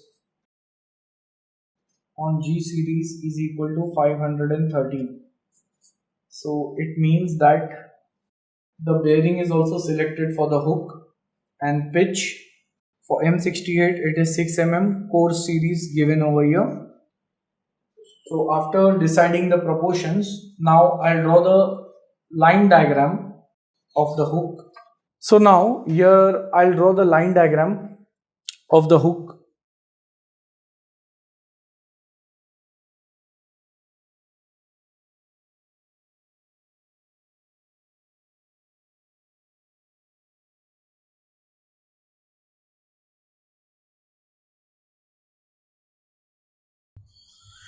So here I have drawn the line diagram of the hook in which I have drawn three sections over here. First, W suffix H is the weight which is acting on the hook and that is 14.4 tons. To resist that, here we have the CG of the hook. This is the CG of the hook and this W by H is acting in the upward and the downward direction in order to balance the load. Then capital R is the distance from the CG to the point of application of the load. Now we have to check the stresses which are there in these sections. So for that, in order to check the stresses, first we need to know the cross section. So therefore, from PSG 6.3, the cross section of the hook. So from PSG 6.3, the cross section of the hook can be approximated as a trapezium as shown below. So the cross section is assumed to be a trapezium because here it is not an exact trapezium, as we see some amount of curvature is there, but still we can approximate as a trapezium cross section. So therefore, so here on PSG 6.3, this is the trapezium section. At the top it is written as curved beams. The cross sections are given circular, rectangular, then unsymmetrical T section, and then here we have a trapezium section, and for that R suffix n, small r suffix n and capital R are given. These are the dimensions. Now this entire diagram I am going to draw it again and then we can look at this formula. So I am copying this formula as well and then I'll explain each of the terms one by one.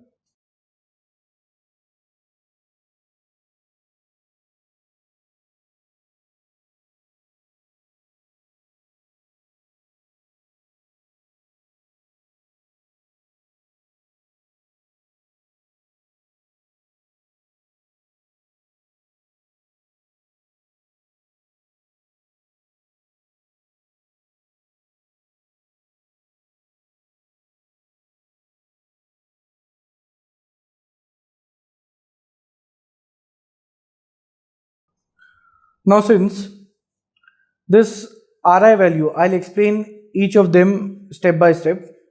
Ri is the inner radius of the hook, and since we had previously seen the dimension capital C on PSG 9.11, where capital C was the diameter, inner diameter of this hook. So Ri is the inner radius and therefore Ri is equal to half of C. C was 131 divided by 2. So therefore Ri value is equal to 65.5 mm. Next, here this HO value is equal to the capital H, because on PSG 9.11 it is capital H and here it is small h, as we can see here on PSG 9.11 this is capital H. So here we can say height of the trapezium and over here the notation is small h. I am writing it as H suffix O. So that is H value was 121.83 mm. Then After that, here we have in this trapezium section, G is the centroid of this trapezium. So the axis passing through the centroid is called as the centroidal axis. Location of the centroidal axis, this is the center line of the hook, the center of the hook. So from the center to the centroidal axis CC, the distance is denoted as capital R.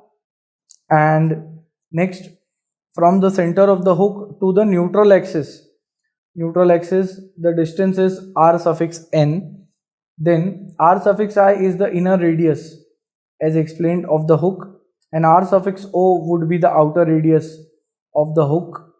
Then BI is the inner width of the hook and BO is the outer width. As we can see, the load is acting towards the inner width, so at the inner side the width is more, that is the area is greater compared to the outer portion, because at outer side the load is not there. Similarly, inside of the hook we can see when the load would be acting, it would be trying to make this hook straight, that is on the inner side we have tension and on the outer side we have compression. So now the distance of the neutral axis from the center line of the hook is R suffix N. Then there is eccentricity E, the distance between the centroidal axis and the neutral axis, denoted as small e, and from the neutral axis up to where the cross section ends, that is called as HI, as can be seen over here. Now HO we have got just now, the height of this trapezium. Therefore RO value, it can be said that RO is made up of RI plus HO. So I can say that RO is equal to RI plus HO. RI is 65.5 plus 121.83 mm. So therefore RO value comes out to be 187.33 mm. Then this outer width BO is taken as 2 into Z. This relation we have to remember, and Z value was 15.72. So I am getting the outer width as 31.44 mm, that is BO value. Then for BI value, it is equal to M. These relations are empirical, so we have to remember them, and M value came out to be 78.6. So we can clearly see that the inner width is greater than the outer width. Now after finalizing these dimensions, I'll go on to the same PSG page number 6.3, PSG 6.3, and I'll write this small Rn formula. Here it is written half, I can write 0.5. Then capital R formula. So I'll be getting small Rn and capital R from this. So therefore small Rn, which is distance from center line of hook to the neutral axis in terms of mm, and the formula for Rn is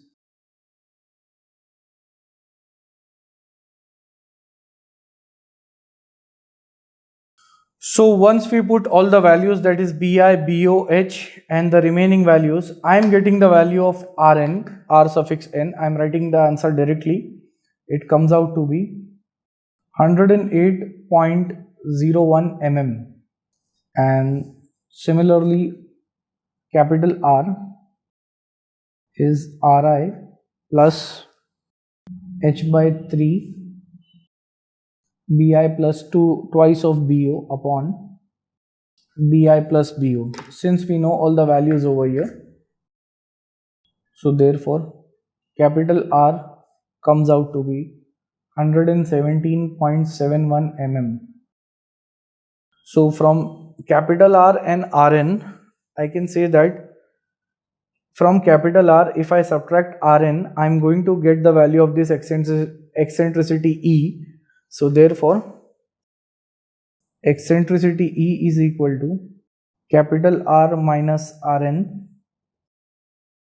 So therefore capital R is 117.71. minus Rn is 108.01. So from this the eccentricity comes out to be, it is 9.7 mm.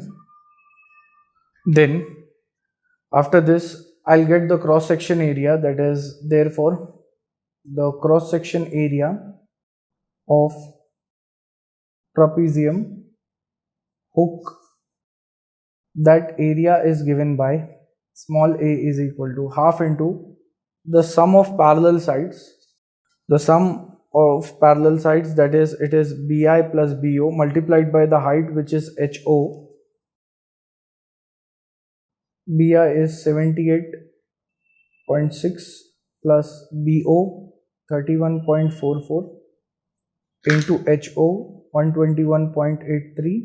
So on calculating this, small a value comes out to be, in terms of mm square, it is 6703.09 mm square. Now here, once I finalized all the dimensions of the hook and found the cross section area, we are going to check the stresses in the hook. So considering section 11, which is over here, because of the load which is acting on the hook, this being a threaded portion, and in the threads the weakest portion is the core of the core diameter or core area of the thread, so it would be subjected to tension as the load is acting in the downward direction, and so the threads are going to extend and fail due to tension. So let us check the stresses in the hook considering section 11. Tensile failure of the threads, wherein DC is the core diameter and this is the failing area of the threads, because whenever we have a threaded portion, in that we have the core diameter DC and then the nominal diameter DO. So threads will fail at DC always because of the less amount of area, or we can say the weakest section. So that is the tensile failure, and it will be given by that since the tensile stress is equal to load upon area, load is carried by the hook upon pi by 4 DC square, because load upon area is the stress. So therefore tensile stress will be equal to, the load is 14.4 tons. So when I multiply it with 10 raised to 3, it will be in terms of kgf, and when I multiply it with 10 again, it will be in the form of Newton. So divide this by pi by 4, and DC is the core diameter, which was 57.12 mm. So hence on calculating this, the tensile stress comes out to be, it is 56.19 Newton per mm square. So therefore comparing this value with the stress, tensile stress in the hook, that was 200. So since this value is less than the permissible value of 200 Newton per mm square, so therefore the hook is safe under tension. Next, after checking the stress at section 11, then we'll check the stress at section 2, and it is very much clear that when the load is acting, it is going to shear off, it is going to break the hook in two parts, like it is just shearing off because of the load being present here. So at section 2, the hook is subjected to shear stress. So therefore, considering section 2nd, shearing stress in the hook is given by tau is equal to load upon area, and here the area would be the cross section area. This is the cross section area of hook. So therefore tau will be equal to, again the load is 14.4 into 10 raised to 3 multiplied by 10 divided by cross section area, it was 6703.09.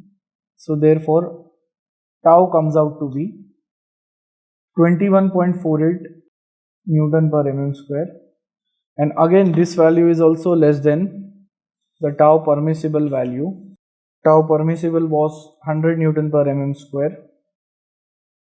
So therefore hook is safe under shear. Then the third type of failure we can see that the load is acting at an eccentricity from the CG. So section 3 would be subjected to both direct as well as bending stress.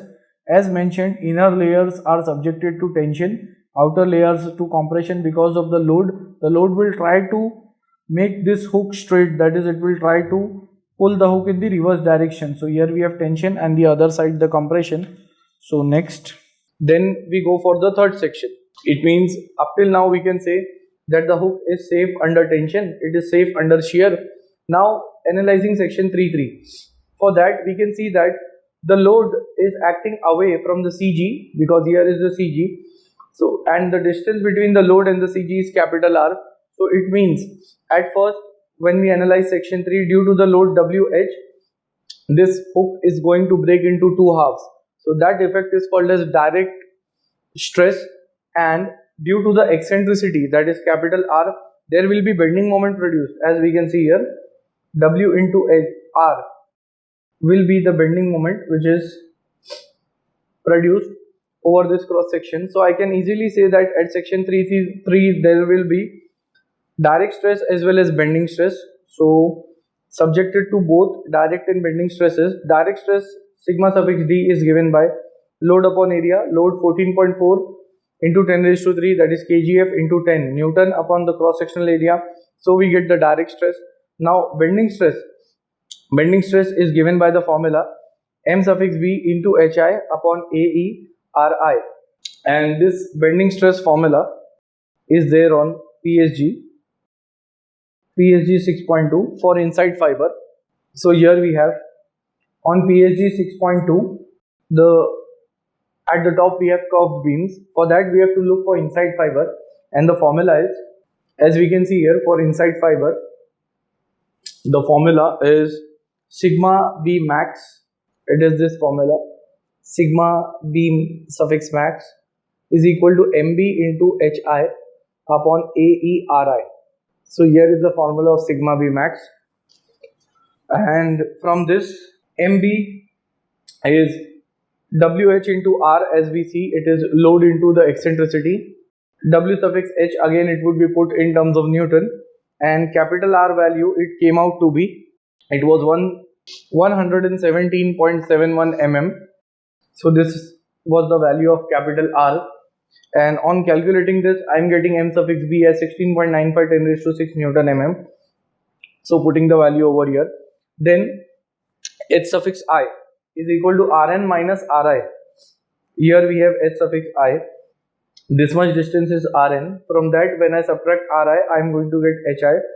So Rn value, Rn is 108.01 mm and Ri is 65.5. So when I subtract them, I am going to get the answer of Hi, putting it over here. Then small a is the cross sectional area, 6703.09 mm square, into E. This E is the distance between the centroidal axis and the neutral axis, denoted by small e. It came out to be 9.7 mm. So putting the value of small e into Ri, and on calculating this, I am getting the answer of sigma suffix bi, that is the bending stress on the internal fiber, 169.19 Newton per mm square.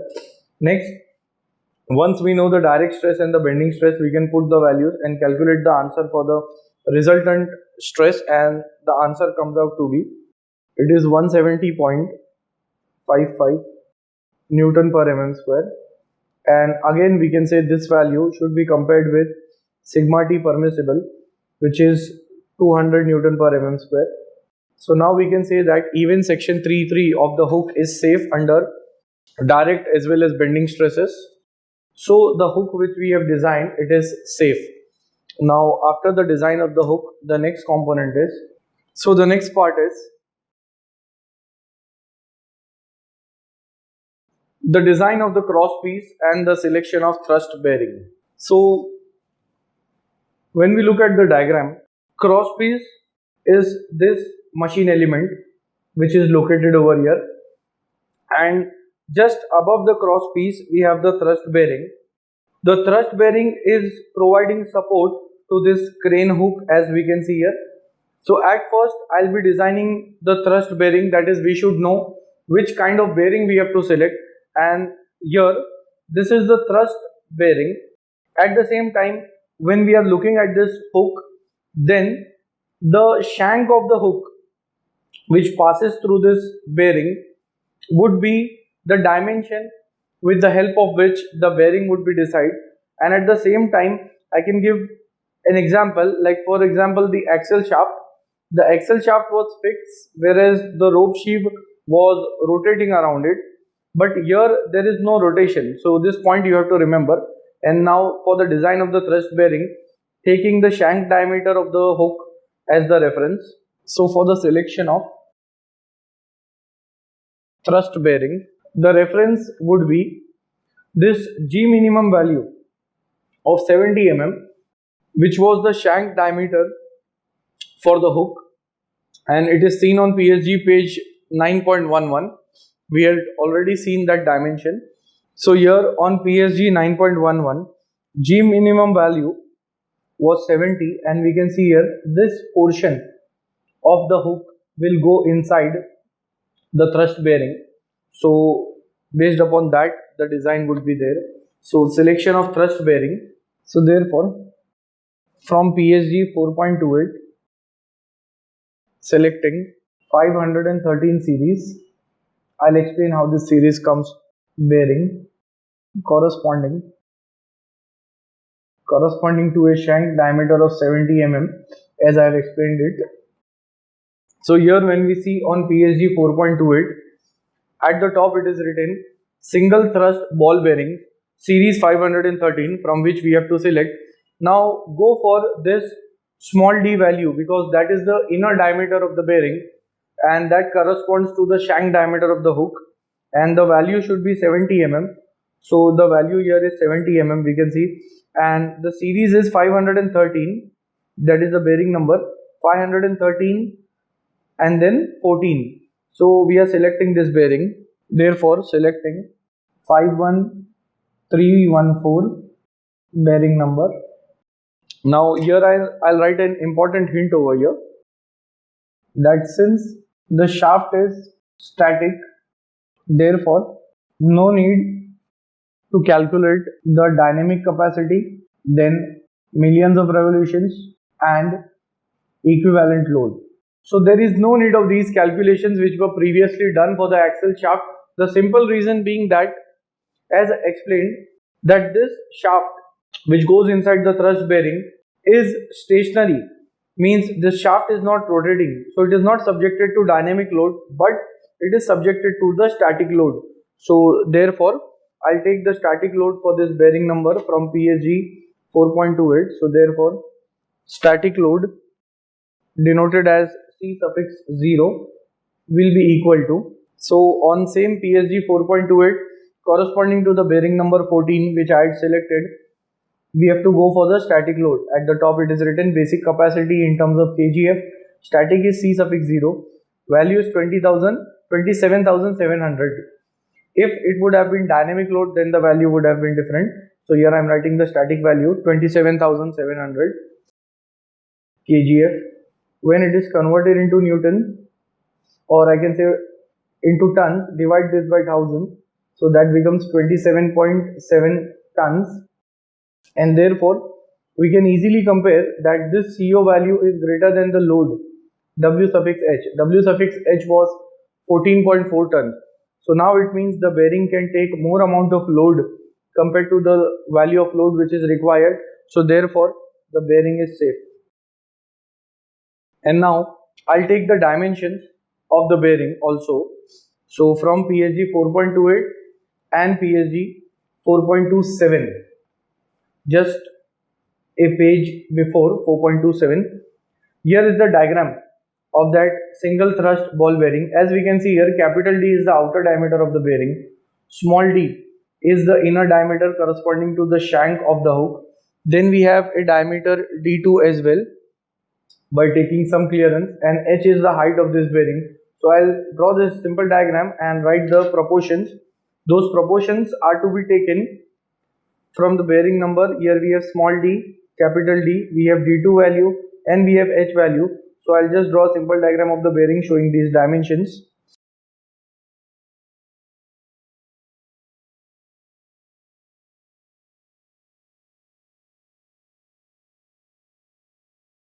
the inner diameter is 70 mm, and we can say that this is the upper race of the bearing and here is the lower race. And in the lower race we have a slightly larger diameter. Proportion is taken from PSG 4.28 corresponding to the bearing number. So small d is 70 mm, d2 is 72 mm, and the outer diameter is 125 mm. Then the height is 40 mm, and here the diameter of the bearing, capital D, I'll denote it as d suffix d. So this is the diagram of the thrust bearing which we had selected. So it is the single thrust ball bearing, and the actual diagram of the thrust bearing will be like this. That is, the thrust bearing will have an outer ring. Next there will be the inner ring, or called as the inner race. Then there is this cage in golden as we see here, inside which there would be balls fitted. So this is the actual diagram of the single thrust ball bearing which we have designed just now, so we can understand it. And inside this part will go the shank of the hook. And so once I had reached here, next part which I am going to explain is the cross piece, and this is the actual diagram of the cross piece. The same cross piece which we can see in this diagram, it is this member which we are going to design. As we can see on the cross piece, the thrust bearing is kept, but directly the thrust bearing is not kept. Between the cross piece and the thrust bearing there will be a spherical washer, and that spherical washer would be placed over this cross piece. As we can see here, over this the spherical washer is placed, and just above it the thrust bearing would be placed, and this inner diameter is also corresponding to the shank of the hook. So the hook passes through the cross piece, the hook will pass through the cross piece, then through the thrust bearing, then through the thrust bearing, also through the spherical washer, and finally by using the lock nut arrangement we can lock it in a particular position. So this is the part which is called as the cross piece which we are going to design now. And again here I'll explain that on this cross piece a spherical washer is going to be placed. By looking at the cross piece we can clearly say that it is square in cross section, so the width and height would be same. Then here it is a circular section, and this part, this circular section would be attached to both the cover plate as well as the shackle plate, and the part of that cross piece which goes into the shackle plate is called as the trunnion. So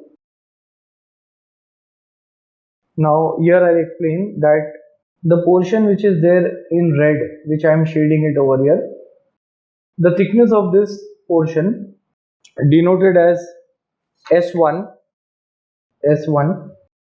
this thickness is corresponding to the thickness of the cover plate. The plate which we are seeing here, cover plate, having a thickness of 6 mm, and whatever is left after the cover plate becomes the thickness of the shackle plate. So it means after S1, the portion which we are seeing in this black section, now this is the thickness of the shackle plate denoted by S, the thickness of the shackle plate denoted by S, and this portion which is there in black which goes in the shackle plate is called as the trunnion. So now we have to start the design of the cross piece, and first I'll fix the dimension of the spherical washer which we are going to fit over here. So therefore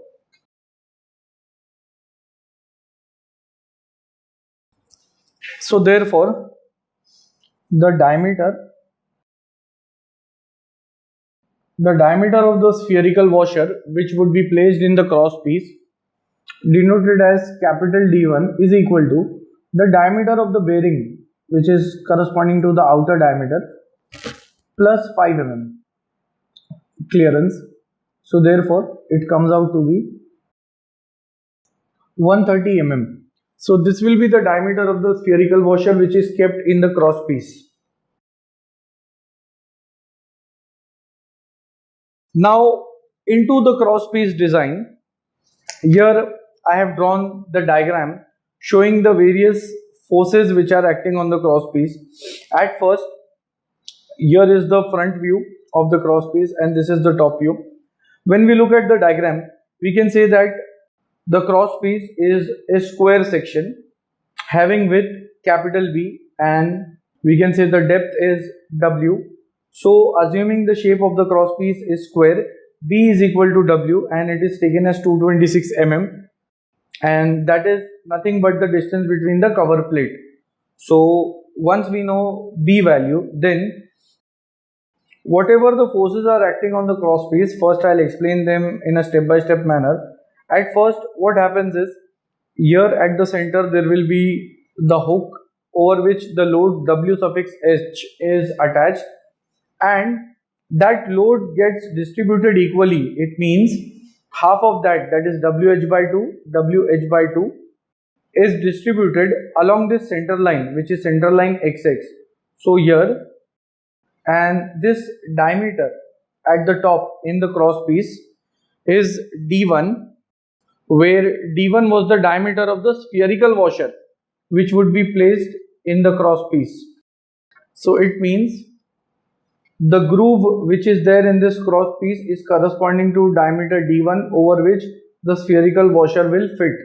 So from the center up to the end, here we have half of D1, then half of D1 on one side. So WH by 2 is acting at half of D1 by 2. So since it is, we can say that up till here there is the radius D1 by 2. So exactly at half of this, that is D1 by 4, WH by 2 is acting. Similarly, the remaining half at D1 by 4, WH by 2 is acting. And this is treated, the load which is acting on the spherical washer is treated as a UDL, which can be seen over here. And UDL, since it is the intensity of loading, that is, it depends upon load per unit distance. So it is WH upon D1, which is the intensity of this UDL. WH is the weight which is attached to the hook. D1 is the length over which it is acting. So load upon length, that is the UDL. Next, when we take this section, we can see that the center part is hollow, which is corresponding to D2, and D2 is the diameter of roller lower race of thrust bearing. So the lower race will fit over here. Next, after this, here capital T is the overall thickness or height, we can say, of the cross piece. That height capital T is made up of small t plus a. So I can write over here capital T is equal to small t plus a, where a is the height of this groove over which the spherical washer is going to fit. Then here S1 and S1 is the thickness of the cover plate, as I had explained previously with the help of this diagram, that S1 is the thickness of the cover plate, which is 6 mm, and S is the thickness of the shackle plate, which is 20 mm. So here S1 thickness of the cover plate, S2, this is half of the thickness of the shackle plate. And why so, that I'll explain. Because as we can see in this diagram as well, when the load is acting in the downward direction, at that time, when the load is acting in the downward direction, then whatever part is supported in the shackle plate, which I have said it is called as the trunnion.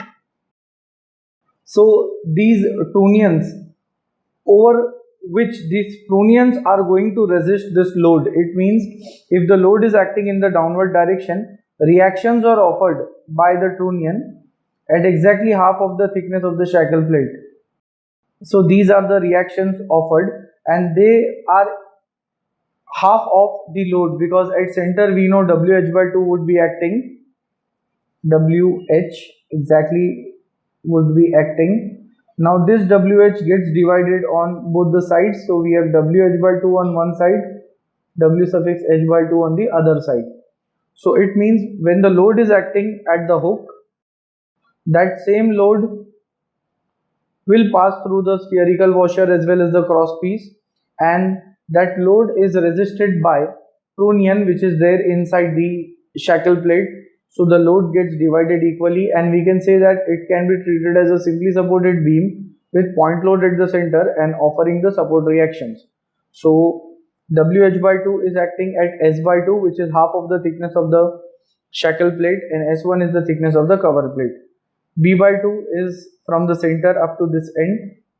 Then after that, once I have explained it up till here, next I'll be calculating the moment at this section XX, because now capital B value is known to us, it is 226 mm. What we require is capital D. For that, small t should be known to us. So what I am doing, I would be calculating the moment at section XX. So when I see any one side of the cross piece, because it is a symmetric section, so when I am seeing, if suppose the left side of the cross piece, and my assumption is that clockwise moments are treated as positive and anti-clockwise moments are treated as negative. So here we have WH by 2. When I take the moment at the center, so it is coming into the clockwise direction, and it will be given by WH by 2, that is the force, into the distance is S by 2 plus S1 plus B by 2. So that is the total distance between WH by 2 and X, this total distance. Then since it is clockwise, it would be positive. After that, here also we have WH by 2, which is acting at a distance of D1 by 4, but it will be producing a moment in an anti-clockwise sense about the x-axis. So it will be treated as negative, WH by 2 minus D1 by 4, and that will give me the moment or summation of moment about section XX. So in the cross piece design about section XX, I am taking the moment. So therefore, summation of moment about XX, as explained, it will be first WH by 2 into the distance, which is S by 2 plus S1 plus B by 2 minus WH by 2 into D1 by 4. So this is the equation of the bending moment. Now just going on putting the values. WH, the load is 14.4 tons. So into 10 raised to 3 will give me the answer in kgf. Into 10, it gets converted into Newton divided by 2. S is the thickness of the shackle plate, that is 20 mm assumed, and S1 is 6 mm plus B is taken as 226 mm. D1 is the diameter of the cross piece where the spherical washer will fit. So D1 value was 130. So it is 130 divided by 4. And on calculating this, I am getting the answer as it is 6.948 into 10 raised to 6 Newton mm. So that is the summation of moment of all forces about section XX. After that, I have to assume the material for the cross piece. So now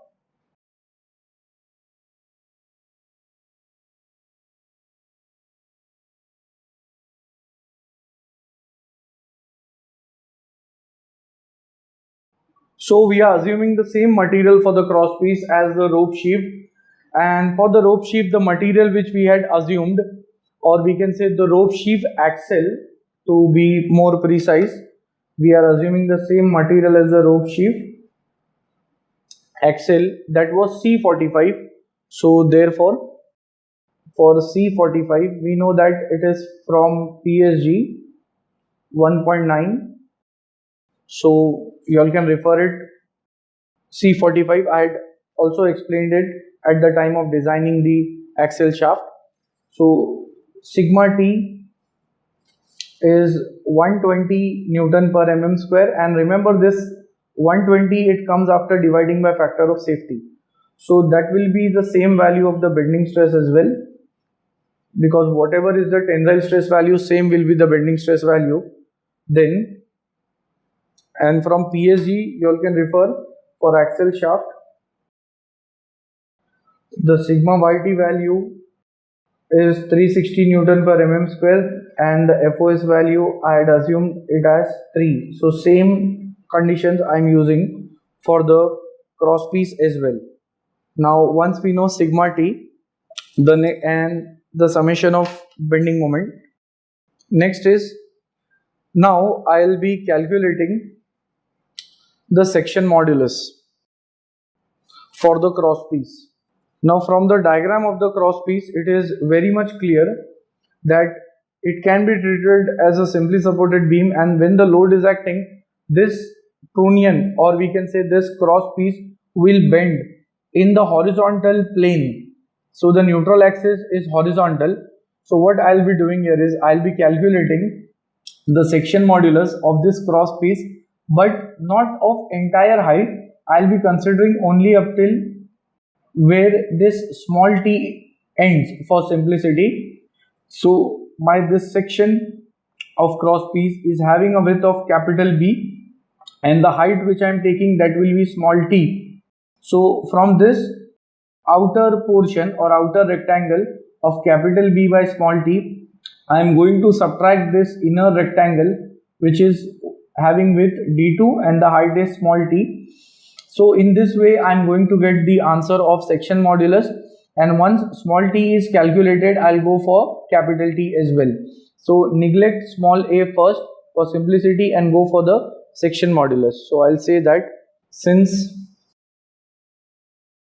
section modulus for the cross piece about the neutral axis, it will be Z about the neutral axis is equal to, the formula would be, since we are calculating it about the horizontal axis because that is the neutral axis, so we can say that this horizontal axis is cutting the dimension small t and it is parallel to the dimension capital B. Again I'll explain, this neutral axis is perpendicular to or cutting small t and it is parallel to B. So therefore the formula would become B. Since it is parallel, it will remain as it is B, and small t is cut by this neutral axis, so small t cube.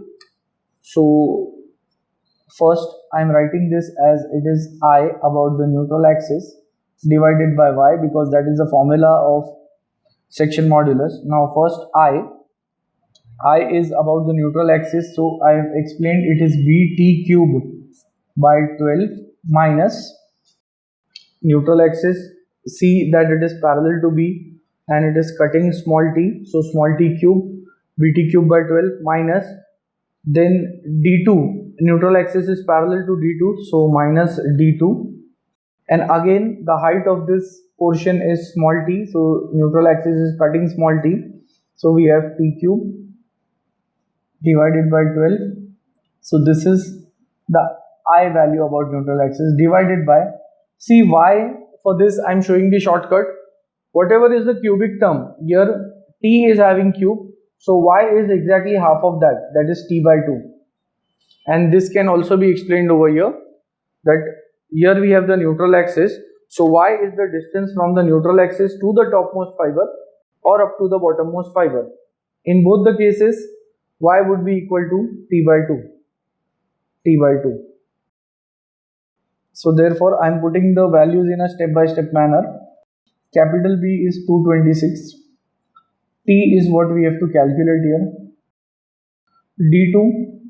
D2 was the diameter inside the lower race of the thrust bearing. So D2 was 72 into T cube. Division, here it becomes multiplication, so we have reciprocal which is 2 upon T. And here onto the thrust bearing diagram we can check in the lower race the diameter D2 is 72, because this thrust bearing would be kept on the spherical washer, which in turn would be kept on the cross piece. Next, so therefore the Z neutral axis will be equal to 25.67 T square, and here the unit would be in terms of mm cube. Don't get confused by looking at T square and the unit is mm cube. already we have put the value of B, so it is also in terms of mm, even D2 is mm. So whatever the calculation we have done, the units which we are going to get, they are justified. So neutral axis, Z about neutral axis will have the unit of mm cube. Now after getting Z value, I can say that since we have assumed the material of the cross piece same as the rope sheave axle, and sigma t is 120, which is same as the bending stress, so I can say that after this, since bending stress is given as sigma b is equal to summation of moment about x-axis divided by the z about neutral axis, and this comes from the flexural formula. Flexural formula from which we have m upon I is equal to sigma b upon y. So therefore m is equal to I shifts over there, so I upon y into sigma b, and therefore I upon y is called as z. So finally the formula is sigma b into z. So therefore bending stress is m by z. So we can check this. Then therefore the values sigma b, it is 120. Summation of moment came out to be 6.948 into 10 raised to 6 divided by the z value. So on calculating this, I am getting the answer of small t, which is 47.49 mm, which I can round off and make it as 48 mm. Now after getting small t, I can find capital T, and capital T is made up of small t plus a. Here I'll assume 8 mm. So therefore capital T will be 56 mm. So into the cross piece design we have reached up till this stage. Next is I'll be designing the trunnion, which is again a part of the cross piece which goes into the shackle blade. So design of trunnion. Now trunnion is that part of the cross piece which goes in the shackle plate. It is this portion which goes in the shackle plate, and it is circular in section. That is, trunnion is not hollow, but it is a solid circular section. And since we can see that it is at this critical section, so because of the load which is acting, and the load would be acting from the downward direction, as we can see here they are offering the reactions, so because of which it is going to break at this critical junction by bending. So because of the presence of WH by 2, there would be a moment which would be acting at this junction. I am calling it as junction A suffix AA. So that is the critical section. It means because of WH by 2, the trunnion will bend over this section and fail. So therefore, design of trunnion considering the bending failure of trunnion. So therefore, the moment about section AA is WH by 2 into the distance which is S1, thickness of the cover plate, plus S by 2, the thickness of the shackle plate. I can show it onto the diagram. Here we have WH by 2 made up of S by 2 plus S1, because this is the distance which is required. So it is half of the thickness of the shackle plate plus S1, the thickness of the cover plate. Putting the respective values, 14.4 tons into 10 raised to 3 kgf into 10 Newton divided by 2 into S1 is 6 mm plus S is 20. So therefore on calculating this, I am getting the bending moment at section AA, and the answer is 1.15 into 10 raised to 6 Newton millimeter. Now therefore, as explained that trunnion is a circular section, it is circular in cross section. The diameter of trunnion is denoted as D suffix T. So this is the cross section of the trunnion after failing, and therefore the section modulus for the circular section is Z is equal to I upon Y, and since it is a circular section, either we take it about x or y, the answer would be same. So therefore, and here we'll take it about x axis because that is the neutral axis. So therefore I is pi by 64 dt raised to 4 divided by y, which is dt by 2, that is the radius. So therefore z is pi by 32 d suffix t cube. So that is the section modulus for the Trunnion section. Unit is mm cube. Now therefore the bending stress will be given by moment about section AA divided by the section modulus, and therefore bending stress would be same because the cross piece contains the Trunnion, so it is 120 moment 1.5 into 10 raised to 6, 1.15 into 10 raised to 6 divided by z is pi by 32 dt cube. So therefore from this the diameter of Trunnion comes out to be, it is 46.04 mm. So we had designed the Trunnion as well in the cross piece. Next, considering the shearing failure of Trunnion, also we can say that since because of WH by 2, which is acting exactly at the half of the shackle plate, the Trunnion may shear, that is the load will try to take the Trunnion along with it.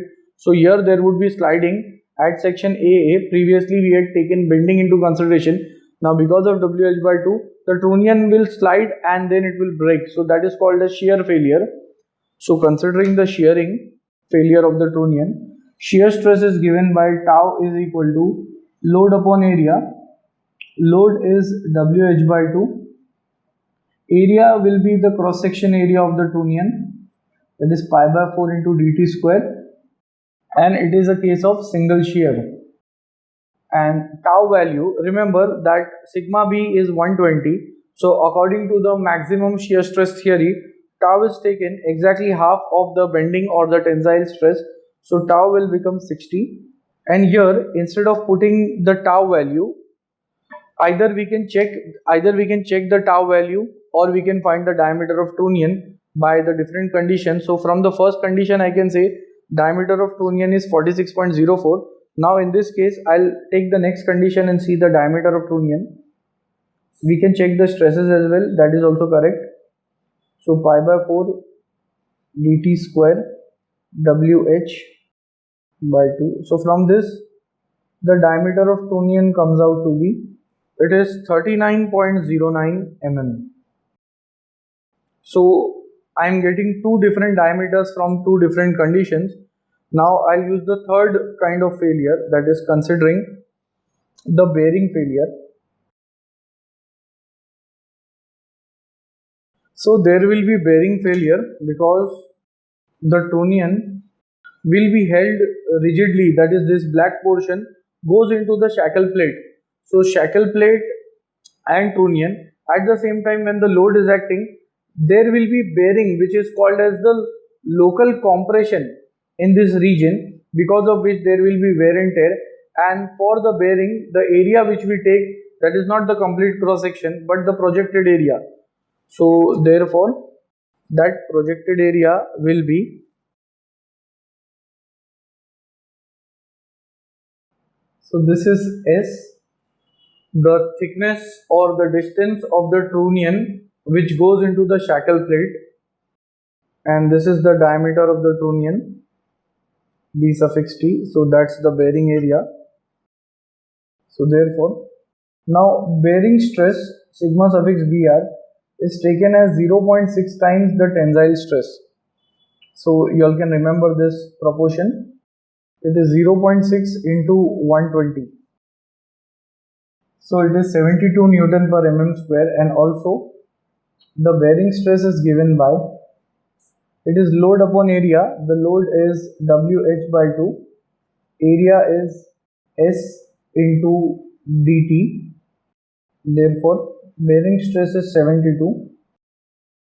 W value in terms of Newton. So from the bearing consideration, the diameter of trunnion comes out to be 50 mm. Now when we check the three conditions we had used, first, by considering the bending failure, diameter of trunnion was 46.04. Considering shear, the diameter was 39.09. Considering bearing failure, the diameter is 50 mm. So out of them, always select the maximum dimension, that is the maximum diameter. That is, if the trunnion is able to resist bearing, then it can even resist shear and bending because the diameter is greater. So that is the trunnion design. Now after that, I'll write down a stepping is provided in the trunnion, that is providing 2.5 mm stepping, so that a collar is attached to the trunnion and then the pin is inserted. So therefore, when the stepping is provided, it becomes the diameter of the trunnion for the remaining portion is 45 mm, and same would be the diameter of pin attached in collar, so as to prevent the shackle plate from getting removed from the crosspiece or from the trunnion. It means for the locking arrangement, we have a trunnion, then we give the stepping of 2.5 mm, and in that stepping a collar is inserted and a pin is inserted, so that it becomes a complete assembly, and that diameter of pin attached in the collar is 45 mm. Next, after that, we have the design of shackle plate after the trunnion and crosspiece. First, I'll draw the section of the shackle plate.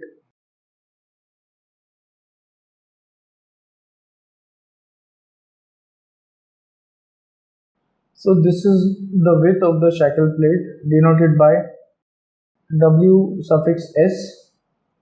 Then we have the height of the shackle plate denoted as H suffix S, and the center to center distance for the shackle plate, which is C suffix S. And in the shackle plate, two holes would be provided, because here when we look at the shackle plate, it is this plate which is there in this red sectioning. It has two holes, one hole for the axle shaft and another hole for the trunnion diameter. So at top, the axle shaft diameter is 80 mm, we have calculated it, and just now we have calculated the diameter of trunnion. So these holes are present. At the same time, we know the thickness would be seen in this view, it is 20 mm, but width is not there with us, so we have to find the width. At the same time, these clearances or gap from the top of the shackle plate up to where the hole starts, it is empirically taken as, at the top it is 1.5 times the diameter of the axle shaft, and at the bottom that same distance is 1.5 times the trunnion diameter. So for simplicity, we are keeping it as 1.5, and depending upon the diameters which are there, so we can take the top or the bottom clearance. Next, and if suppose here we have the CG of the shackle plate, so through one of the shackle plate, half of the load would be passed, that is WH by 2, because like this we have two shackle plates. So this WH by 2, the load which is acting on the hook, gets divided on both the sides of the shackle plate, because as such we have two shackle plates on each side of the center line. So when WH is acting, WH by 2 taken up by one shackle plate, WH by 2 taken up by the other shackle plate, so that WH by 2 would be acting at the CG of the shackle plate, and because of that, this shackle plate would be pulled down. That is, when the load is acting on the hook, this same load WH acted upon the shackle plates would try to pull the shackle plate in the downward direction. So it means that the shackle plate will fail due to tension, and therefore, and where is the critical section of the shackle plate, that I'll explain. Because since shackle plate is a plate with holes, so This hole which is there at the bottom, that is the diameter of the trunnion, is lesser in size compared to the diameter of axle.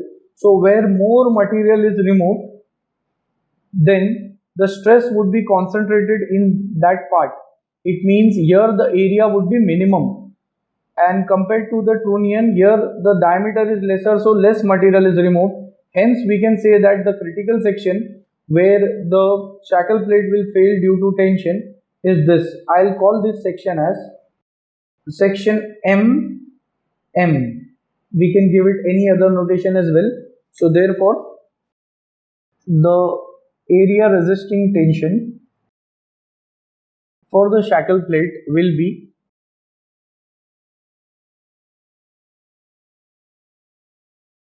so here we have the width of the shackle plate. At the center there will be the diameter of this axle shaft. Then we have the thickness of the shackle plate, which is S. So this is the failing area, because when it would be failing across this section, we turn and see the shackle plate, it will look something like this. So therefore the area is Ws minus D suffix A into S. So therefore W suffix S is what we have to find out. dA is 80 mm and the thickness S is 20. So this would be in terms of mm square, and therefore the tensile stress would be equal to load, which is Wh by 2 acting on per shackle plate, divided by the area, load upon area, and area is, we know it is W suffix S minus 80 into 20. So now I am going to assume the material of the shackle plate same as the material of the trunnion, same as the material of the axle shaft, that is C45, for which the tensile stress we know it is 120 Newton per millimeter square. WH value is known to us.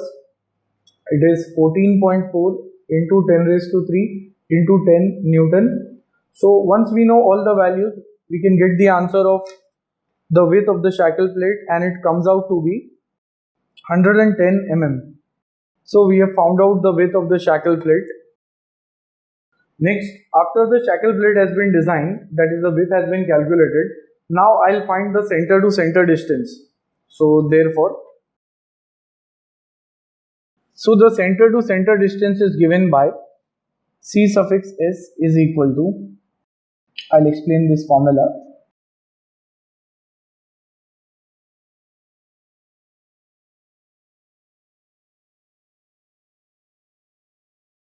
So this is the formula of center to center distance. Now here we need to know this distance, which is C suffix S. Now how this distance is made up of, that I'll explain. Starting with the center of the axle shaft, from here up to, we can say, the center of the wire, this much distance is the radius of the rope sheath, because rope sheath is having diameter capital D, so the radius becomes D by 2. So we have D by 2 plus small h. Small h is the depth of the groove which we have over here. So that is small h, the depth of the groove, from where we will be subtracting the rope radius, because rope will go inside. So we have to find the remaining height. So it will be h minus dw by 2, where h is the groove depth. We have already seen the groove depth. At the same time, dw is 29 mm, the diameter of wire. Now plus gap between rope sheave and nut cover. Now this nut would be covered with the help of a cover. So the distance between the nut cover and where the rope sheave ends, there is some clearance left. So that distance would be there.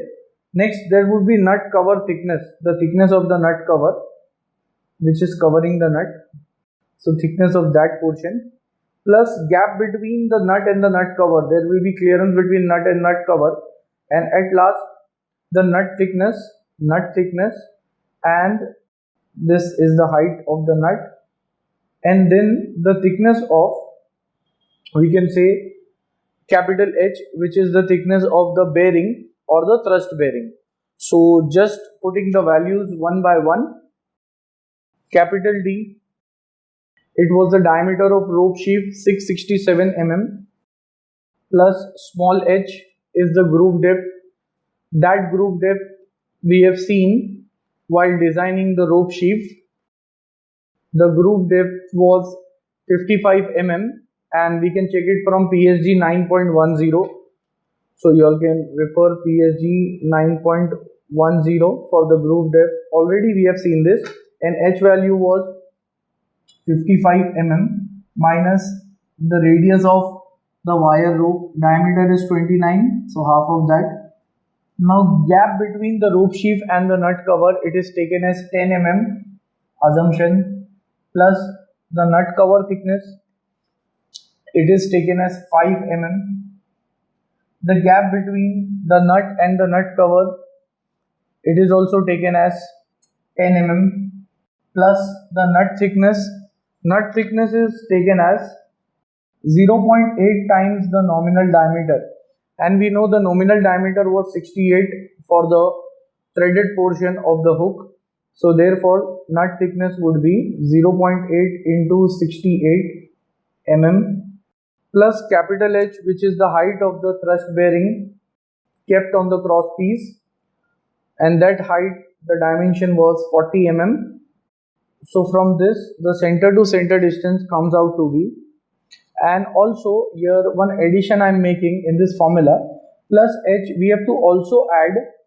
If we see the diagram closely, then center distance is also made up of, that is where this height of bearing ends, there is some portion left as we can see here, and this portion is the thickness of the cross piece divided by 2, and this thickness of the cross piece is nothing but capital T. We have already found out the value. So next is plus h, and we have to even add half of the cross piece thickness in this formula. So that completes the formula. We have to add the cross piece thickness. So plus capital T value, it came out to be 56 mm. So 56 divided by 2. So therefore the center to center distance is 521.4 mm. And at last the height of the shackle plate. The height of the shackle plate denoted by h suffix s. Formula can be developed on the spot. So therefore height of the shackle plate is made up of, first of all, center to center distance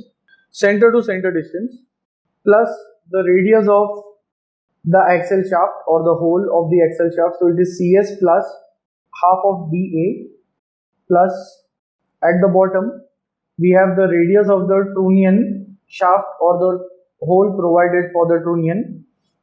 So that is DT by 2, plus at the top we have 1.5 DA, at the bottom 1.5 DT, that completes the height. So DA value is 80 mm, DT value is 50 mm. So we can put the respective values and get the answer.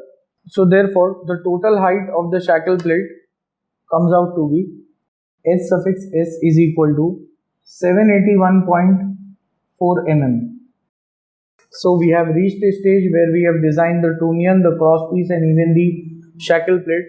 Now we are moving into the last part of the design, that is, I can say that step number 1. The complete snatch block part has been completed. The next part is we are going to design the rope drum.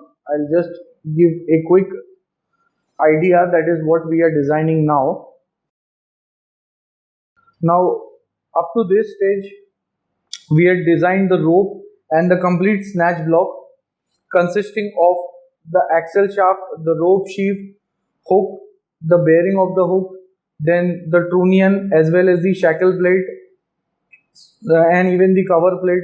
So this part is over. Now we are going to design this traversing mechanism which consists of the rope drum. So we have to find out first of all how much would be the power of the motor and the RPM which the motor is offering. Then we have to even find out that which kind of gearbox arrangement we are going to use, because obviously the RPM or the speed of the motor will be higher, but the speed which is required over here is less. We have calculated this speed while we were calculating for the rope sheath. This speed came out to be 9.54 RPM.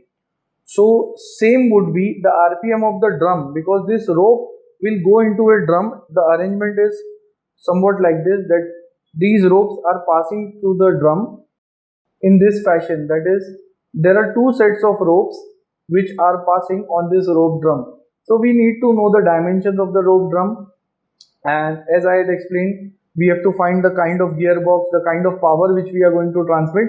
So the next part would be the traversing mechanism. So that will be our step number 2.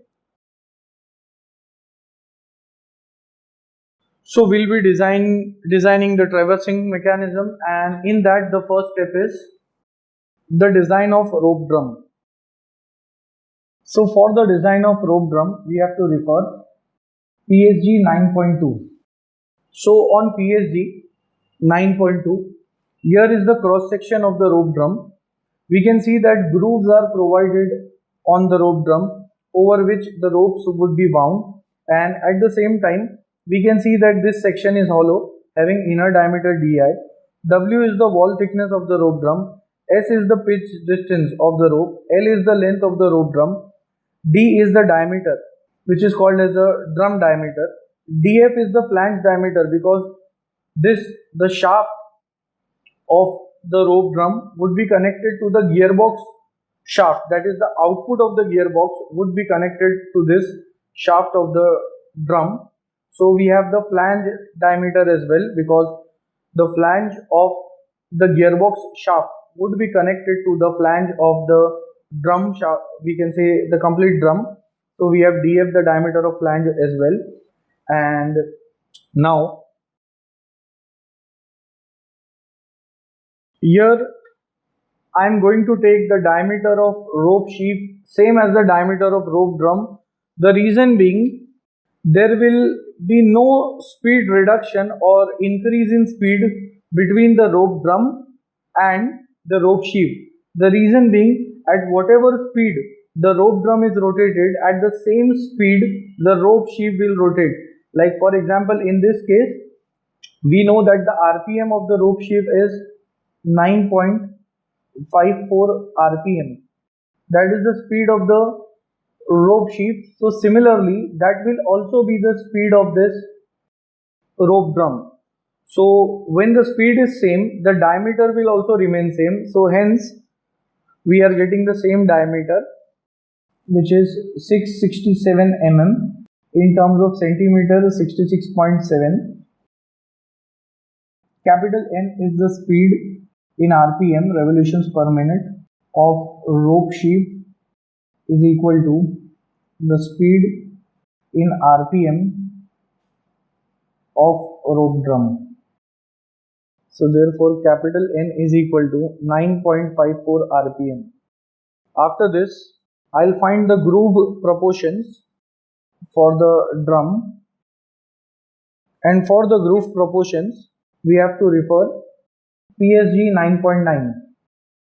So on PSG 9.9, here we have the groove proportions. So first is the standard groove, other is the deep groove. If nothing is mentioned, always go for the standard groove. Here we can see S1 is the pitch distance, that is the distance between the center line of the rope, or even we can say the center line of the groove. D is the diameter of the rope. Then C1, we can see it is the groove depth. So we need to fix these dimensions. For that, R1, first of all, I'll say that whatever we require, that is R1, then the pitch distance S1, and then the groove depth C1. So from this same PSG 9.9, at the top it is written dimensions of drum grooves for wire ropes. For that we have to see the rope diameter. Example first, it is 4.8 mm. So this is up to 4.8. Next up to 6.6, 6.2. Similarly, the diameter of rope which we have, it is 29 mm. So 34.5 is the exact value. So it is up to 34.5. It means it can take the diameter of 29 as well. So the dimensions are for standard group R1, S1 and C1 19, 38 and 10. Next, after deciding the groove proportions, it is better to draw the diagram of the standard groove as well, side by side.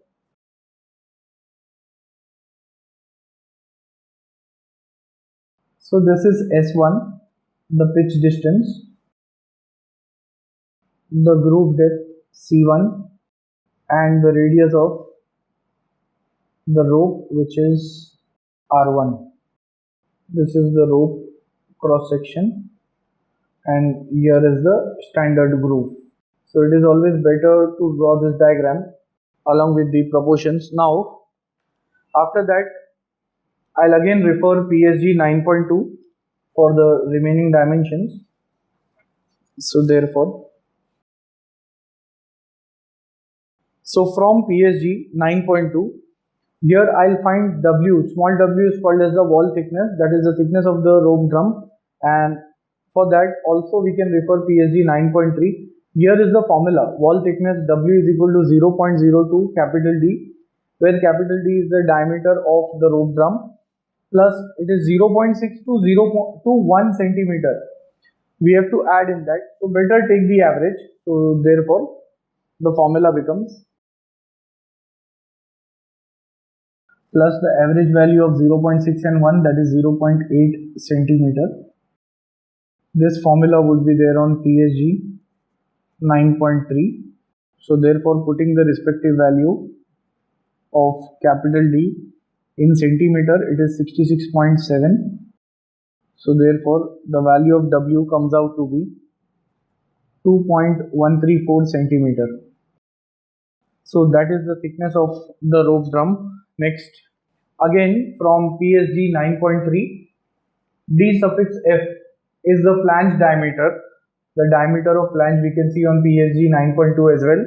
So that is D plus 6 into small d, where capital D is the diameter of the rope drum, small d is the diameter of the rope. So therefore, after getting the wall thickness, capital D suffix F is equal to capital D plus 6 into small d. Capital D is 66.7 plus 6 into small d value. It was 29 mm, so 2.9 centimeter. So therefore the diameter of flange comes out to be 84.1 centimeter. If you want, we can even put the value in mm, that will also be correct. Next, for the inside diameter of the rope drum, from PSG 9.2, since the inside diameter of rope drum, the formula is given here on PSG 9.2. In the rope drums part, we have the formula of number of turns on the drum for one rope, that is capital Z is equal to H into I upon pi d plus 2. So by using this formula, first we'll get the value of Z, because Z will indicate the number of grooves which are present on this drum, and we have to assume that the number of turns on the drum for one rope, and we can see that the ropes would be there on both the sides. So that is, therefore inside diameter of the rope drum is given by, first of all, for inside diameter I'll explain. It is simply calculated as the rope drum diameter, that is the pitch diameter, minus the twice the wall thickness, that is by simple geometry, because D is known to us. From that, if we subtract DI, or we can say from D, if we subtract twice the wall thickness, we are going to get DI. That is the simple calculation. So it comes out to be 66.7 minus 2 into wall thickness, which is 2.134. So from this I am getting the inside diameter, and the answer is 62.43 centimeter.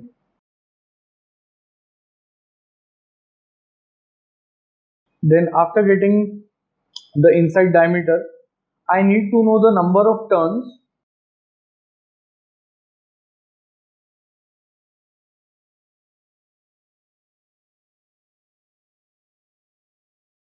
So on PSG 9.2, we have the formula of this number of turns on the drum for one rope. So simply it means that how much grooves we should have on one side of the drum. And here we have two rope system, because in our case a rope would be there on one side, similarly on the other side both the ropes would be passing onto the rope sheath. So we have to use this formula of Z, which will indicate the number of grooves or number of turns on one side. It is hi upon pi d, where h is the hoisting height in terms of meter. It is given the hoisting height is 10 meter in this problem. At the same time, I indicates it is called as the mechanical advantage. D is the diameter of the drum. So I'll explain in a step-by-step manner that therefore Z is the hoisting height, which is 10 meter given, into I is the mechanical advantage. And previously also I had explained this while calculating the peripheral velocity. I is the mechanical advantage, and roughly or simply you can take it as half into the number of falls. And we have seen in step 1 that it is a 4-fall system. So I value comes out to be 2. Now this height, which is in terms of meter, I'll place it in terms of centimeter. So it will become 1000 centimeter, and the diameter D is 66.7. So from this the number of turns come out to be 11.54 on one side of the rope drum. So these are the number of turns or the number of grooves which need to be provided on the drum shaft on one side. Similarly on the other side, same number of turns. Then the length of the rope drum from the same PSG reference, that is PSG 9.2. The formula is given for this complete length of drum. We have the first formula, that is for one rope, and the second formula for two ropes. We'll go for the second formula because we have the two rope system. So I'll write this complete formula. It is 2h into I upon pi d plus 12 into s plus L1 for the two rope system. We know the value of h and even I is known to us, capital D, S and L1. L1 is specified here on PSG 9.3. It is the distance between the grooves of two rope pulleys. So the distance between the grooves of two rope pulleys, it is taken as the distance small a plus 2.5 centimeter. So it means previously where I have drawn the groove dimensions or the groove proportions. So the distance between the two grooves is denoted as small a, and this small a is taken equal to, it is the width of the rope sheath at its tip. So that comes out to be, we already have the value of a where we have selected the rope sheath. It was on PSG 9.10. We can check this. This is the height a or the distance a on PSG 9.10. So for our dimensions we got a value as 90. So therefore L1 will be equal to a plus 2.5 centimeter. This has to be assumed empirically. So therefore a is 90 mm, so it becomes 9 centimeter plus 2.5 and comes out to be 11.5 centimeter. So putting all values over here, capital L is equal to 2 into h is 1000 centimeter into I, which is 2, divided by pi into d plus 12 into s. S value, it is nothing but S1, because this S is the pitch distance. So this is S1. So here we have S1. It is specified In PSG as well, on page 9.3 it is written S is the pitch of the grooves on the drum. So that is S1 for us, and it was 38 mm. So that becomes 3.8 centimeter plus L1, which is 11.5. So on calculating this, I am getting the length of the rope drum as 129.64 mm. 64 centimeter, not mm, because all the values are in terms of centimeter. So the length of the rope drum has been decided. Next, in order to check the rope drum for the various stresses, here I have to assume some values, so I'll write down an important hint here.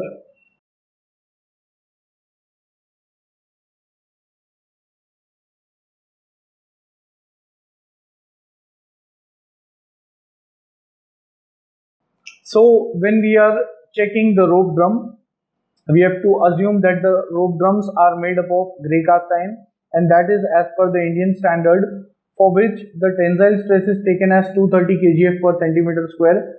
Shear stress is half of tensile, so it is 115 kgf per centimeter square, and the crushing or compressive stress is 1000 kgf per centimeter square. So these values you all need to remember in order to check the rope drum for various kinds of failure. Now starting with the first one. So in order to check the rope drum for various kinds of stresses, on PSG 9.3, we have the formula of maximum bending stress.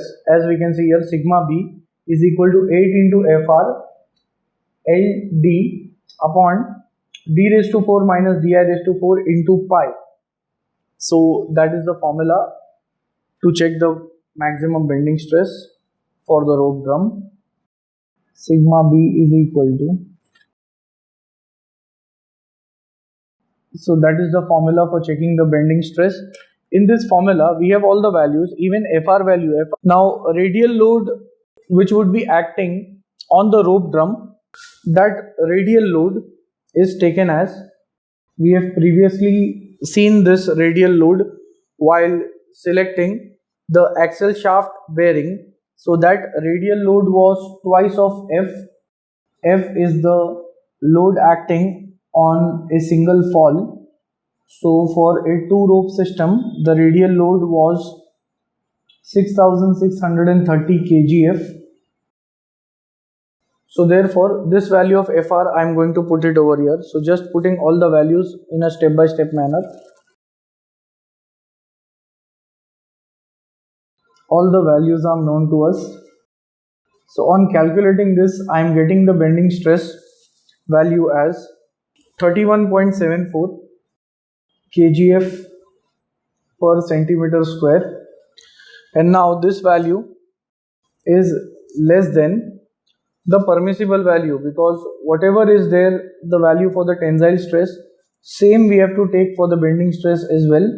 So the value is 230, and on calculating this, so 230 is the permissible value, whereas 31.74 is the calculated value. So calculated value is less than the permissible value. Hence we can say that the rope drum is safe under bending.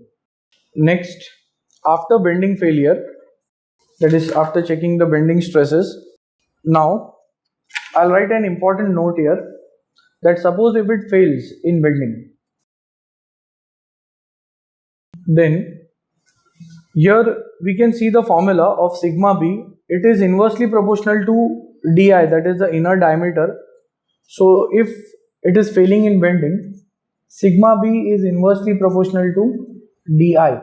That is, if I can explain it in a better way like this, if Di value is less, that is if I decrease Di value, then this denominator will go on increasing, because from D a less value would be subtracted, and if the denominator increases, the numerator will decrease, and ultimately sigma B will decrease. So I can say that inner diameter is equal to D minus twice of W the wall thickness. So the basic method is to increase the wall thickness. So if wall thickness increases, the inner diameter decreases. And if this inner diameter will go on decreasing, then it is being subtracted, as we see here, from capital D. So if DI decreases, this entire answer would increase, and if that answer increases, sigma B value will go on reducing. So if it fails in bending, then simply increase the wall thickness. Then again from the same PSG reference, from PSG 9.3, now we are going to check the drum for torsional shear stress. So torsional shear stress denoted as tau. The formula is on PSG 9.3. It is 16 m suffix t into d upon pi capital D raised to 4 minus di raised to 4. I'll write this formula. I'll explain m suffix t on this side, that m suffix t is basically, and here also for m suffix t, simply on PSG 9.3 we can look at the formula for torque on the drum in kgf centimeter. It is Fr into d min. D min is nothing but the diameter of the rope drum plus small d, which is the wire or rope diameter, divided by 2. So simply this is the torque formula, which is force into radius. So therefore I can say that from PSG 9.3, the torque which is acting on the rope drum is the radial load into the radius, which is the mean radius.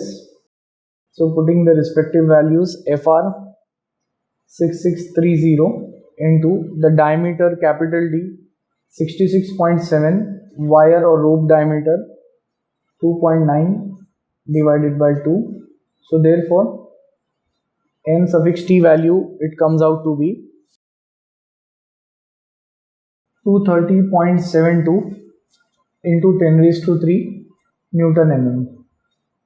Next, all values are there with us, so just putting the values in the equation of tau. Therefore tau comes out to be 17.04 kgf per centimeter square, and it can be seen that it is very much less than the permissible value, which is 115 kgf per centimeter square. So we can say that therefore rope drum is safe under torsional shear. Then I'll check the drum for crushing. Again from the same PSG reference, the crushing or compressive stress is given as Fr upon W into S. So this rope drum, since it carries the ropes and already the load is of huge amount, so there will be friction between the rope and the rope drum, because of which there will be, even though on some of the members, like for example on the hook, there is tensile stress, there is bending, but on this portion where the rope and the rope drum are rubbing, there will be local compression, and that local compression is called as crushing. So the crushing stress formula I had already written. We know all the values over here. Fr is 6630, W is the wall thickness, 2.134, S is the pitch distance, 3.8 centimeter. So therefore the crushing stress value will come out to be 817.59 kgf per centimeter square. And now this value also is way much less. It is less than sigma CR permissible, which is 1000 kgf per centimeter square. So I can say that therefore rope drum is safe under crushing. And here an important hint, that if suppose If it is failing under crushing, then we can go on PSG 9.9 and instead of standard groove, select the deep groove kind of structure. Next, after that, we can even check for the normal stress and the combined equivalent stress. The formula is given over here. So therefore, since the total normal stress on the same PSG reference 9.3, sigma B square plus sigma CR square. Sigma B value which we have got, so I am going to put those values. Sigma B is the tensile stress. It was 31.74 plus sigma CR is 817.59. So from this, the normal stress value comes out to be 818.19 kgf per centimeter square. And after normal stress, from the same PSG reference, also the combined equivalent stress will be given by the formula sigma suffix E is equal to root of sigma n whole square plus 4 into tau square. So putting the values which we have, sigma n is 818.19 plus 4 into tau value 17.04. So therefore, on calculating this, the combined equivalent stress will come out to be 818.9 kgf per centimeter square, and we have to compare it with the crushing stress, which is permissible, equal to 1000. So therefore, it is safe in the combined stress as well. So, and that is, we are comparing it with the crushing stress.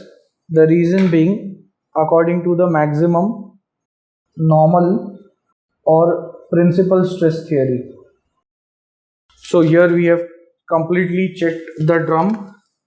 Now, after checking the drum, the next part which remains is, we have to find the diameter of the drum shaft and the drum shaft bearing. So the next part is the design of. So on PSG 9.2, we can see that this drum shaft which is there at the center, this drum shaft is having a particular diameter. That diameter we need to calculate. At the same time, it is supported in bearings. So we need to know the type of bearing as well. So that is the next part of the calculation. Now for that, I would be requiring the length of shaft, because as we see here, I can explain the concept over here itself. When FR is acting over here, in that case, here the length of shaft would be the length of the drum plus 15 mm on both sides. That is the clearance which I am going to take. And since FR is acting, it can be treated as a simply supported beam with point load at the center. So here there would be reactions on both the sides, and those reactions would be half of FR. So FR by 2 on one side, FR by 2 on the other side. And because of that, since here there are supports, there won't be bending over here. Bending moment is 0. The maximum bending will occur at the center. So therefore, once we have understood this concept,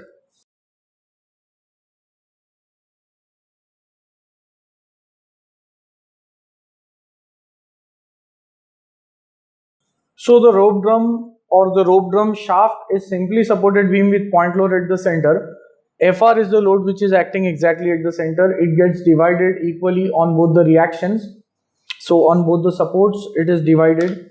Now for simply supported beam with point load at the center, the maximum bending moment is given by M is equal to W into L by 4.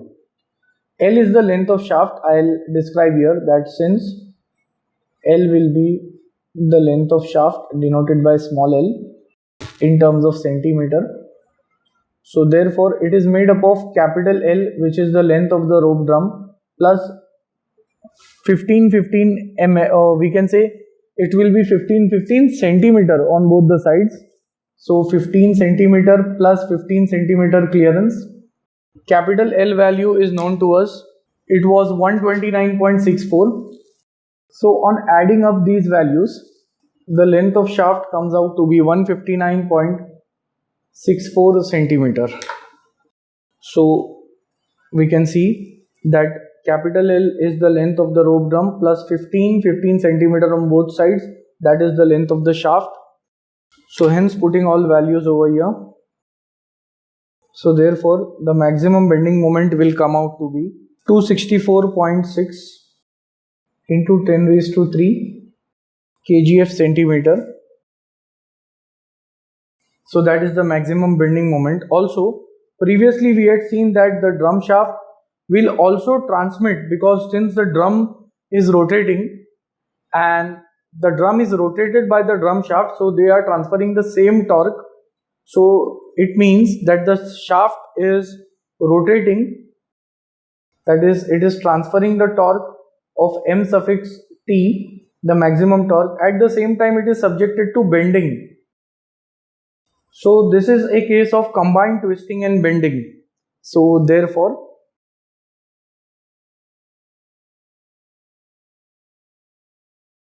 for combined twisting and bending, the equivalent torque is given by root of. Now therefore equivalent twisting moment is given by,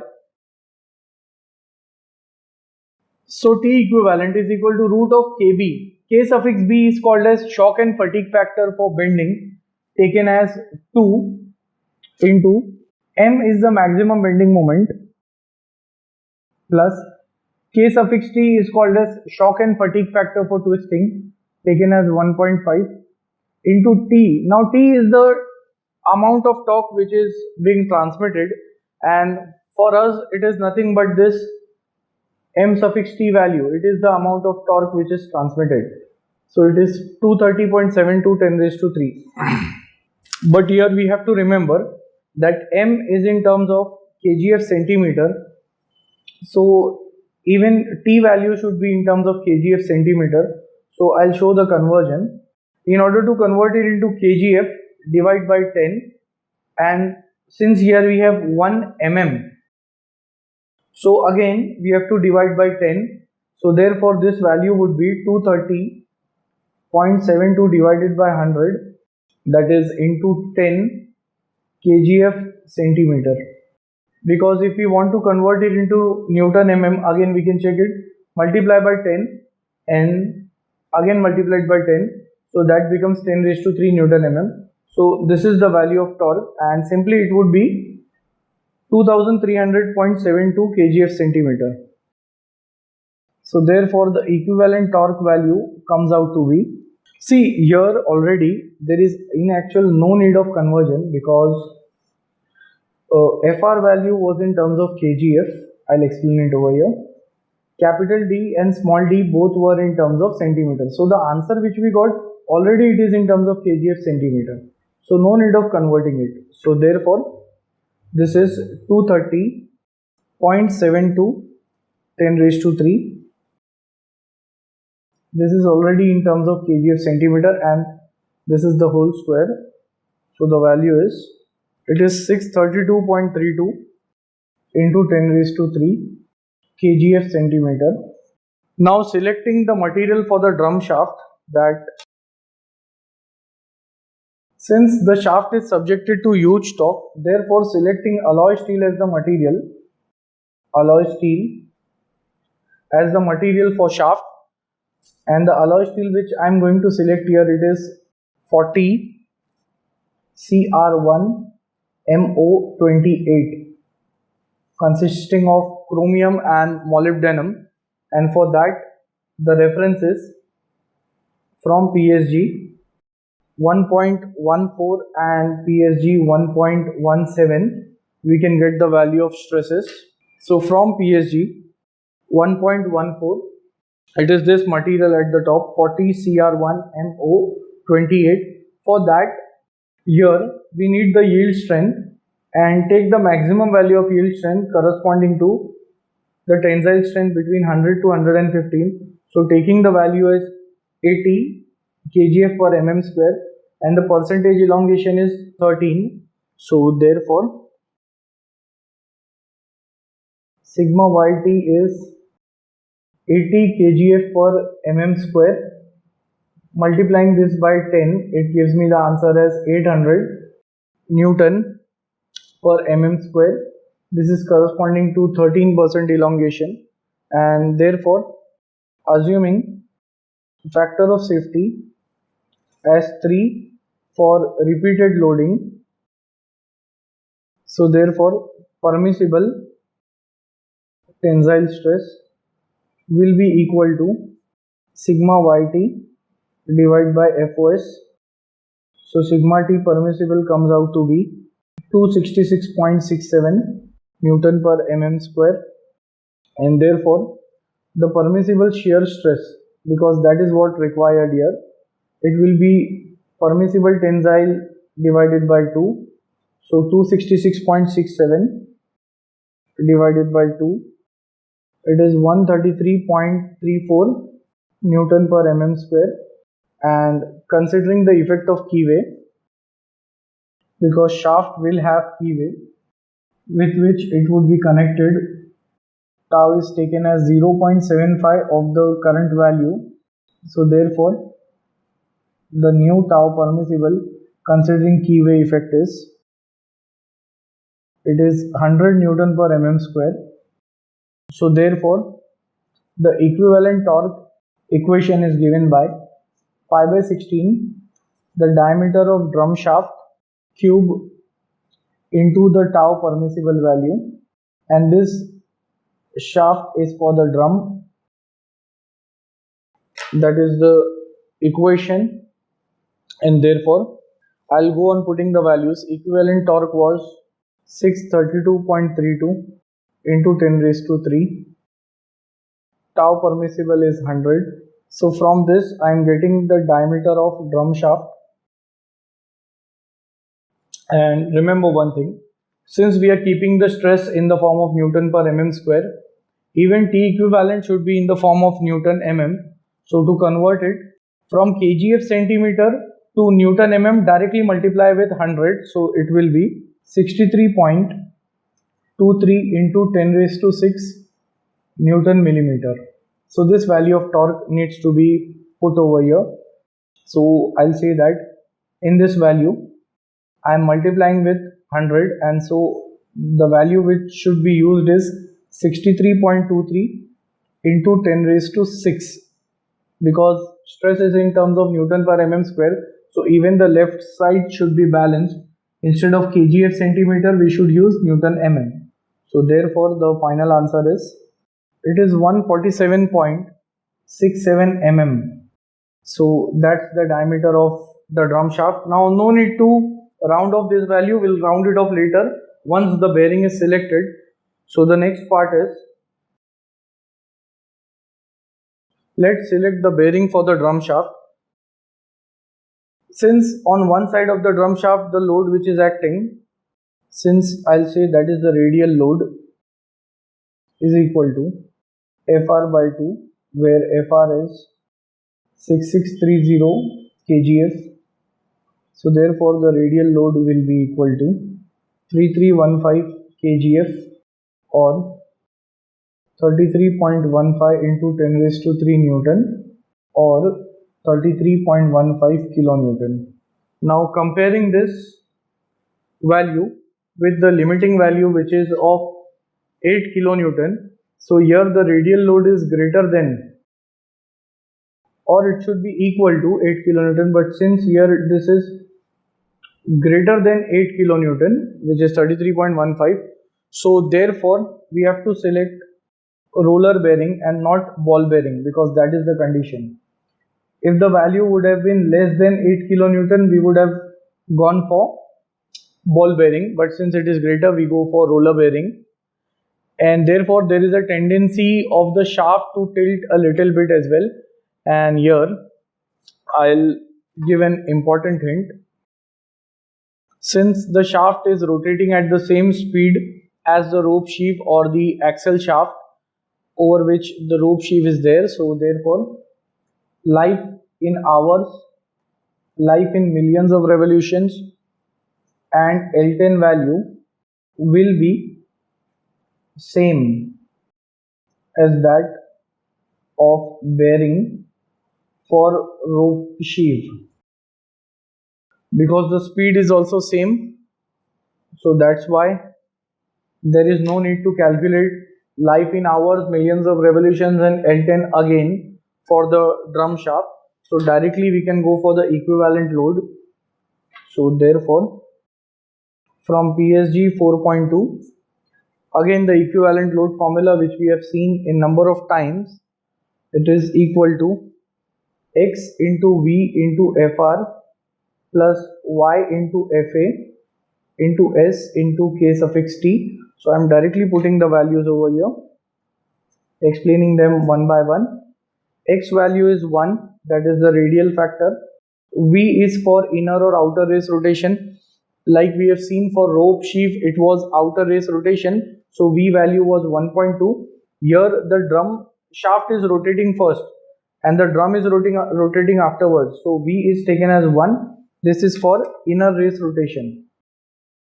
And in case of rope sheave, we have seen outer race rotation. Then FR is the radial load, which is 33.15 into 10 raised to 3 Newton.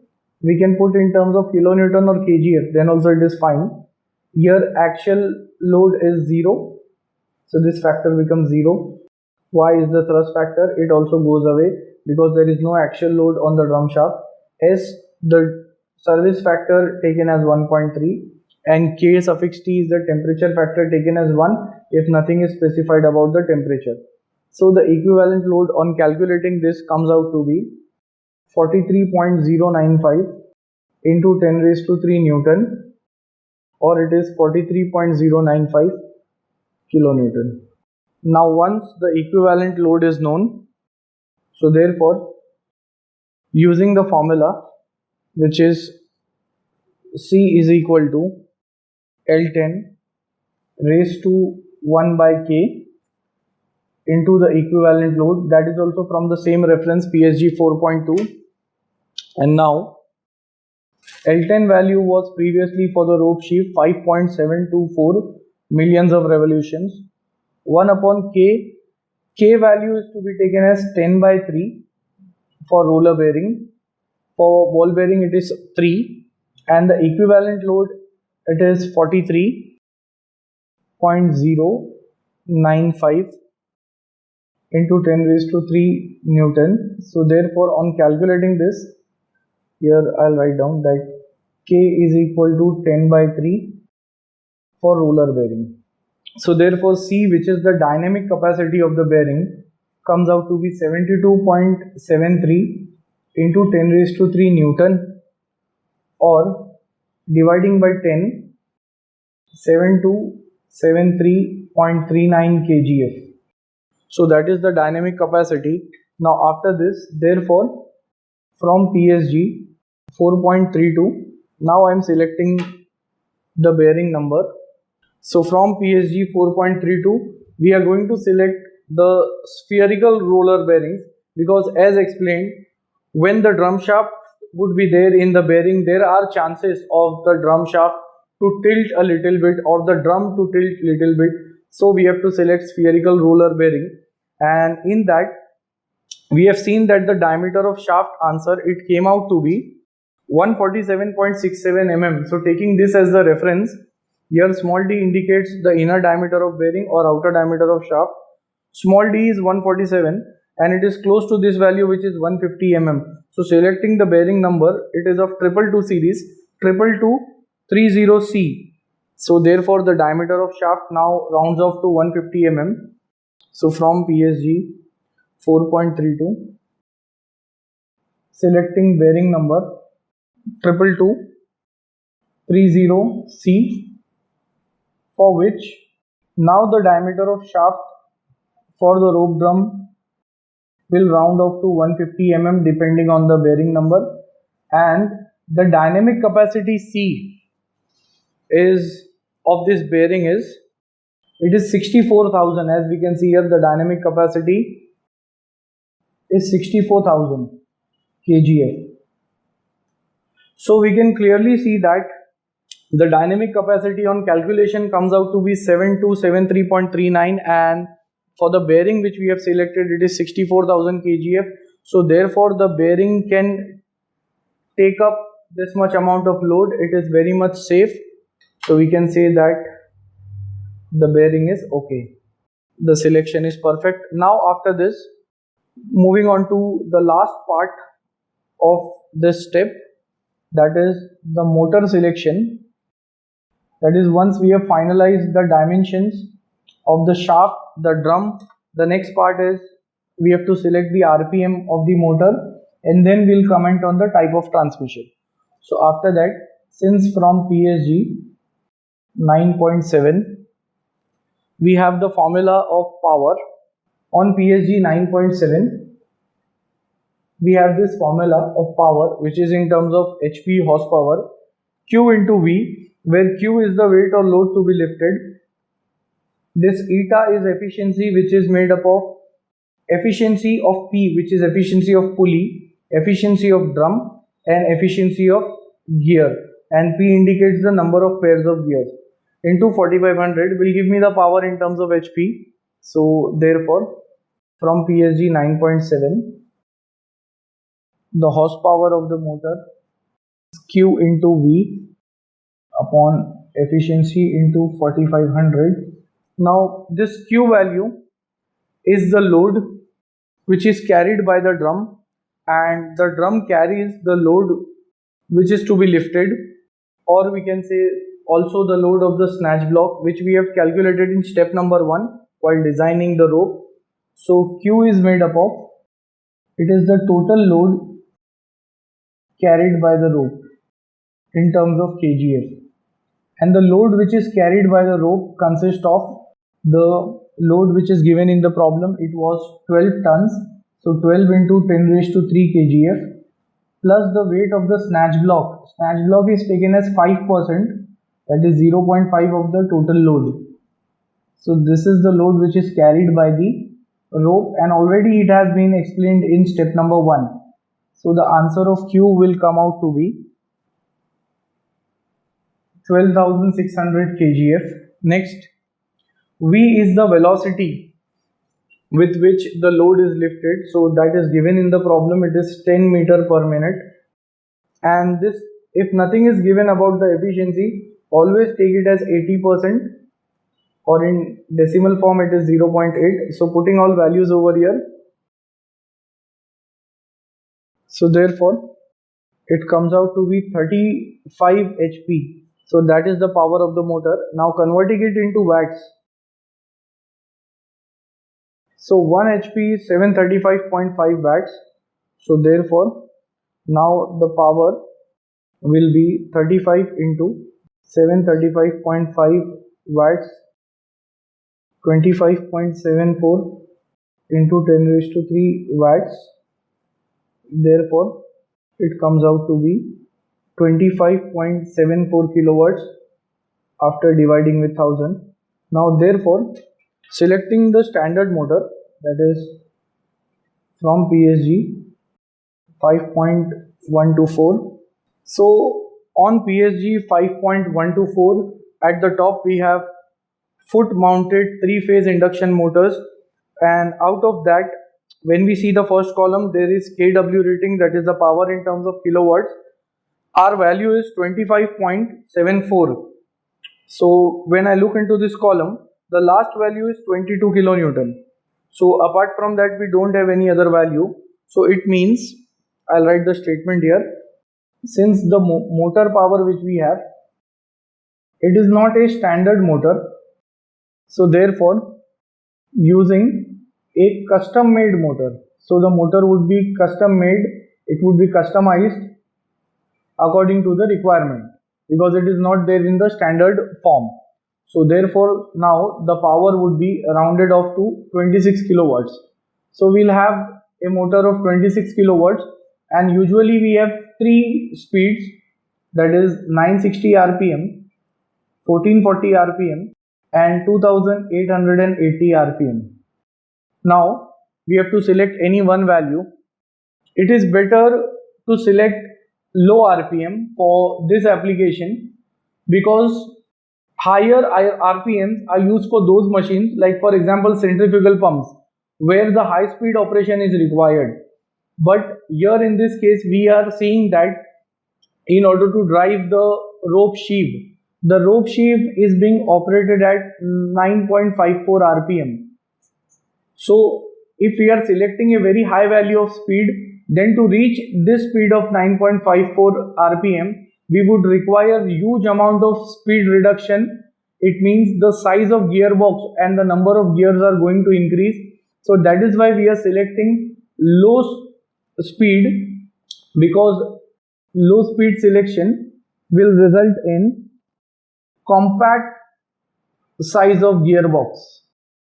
That is the reason we are selecting a low speed, because to reach from 960 rpm to 9.54 rpm, the number of stages required would be less, and if we go on increasing the speed, similarly the gearbox size will increase.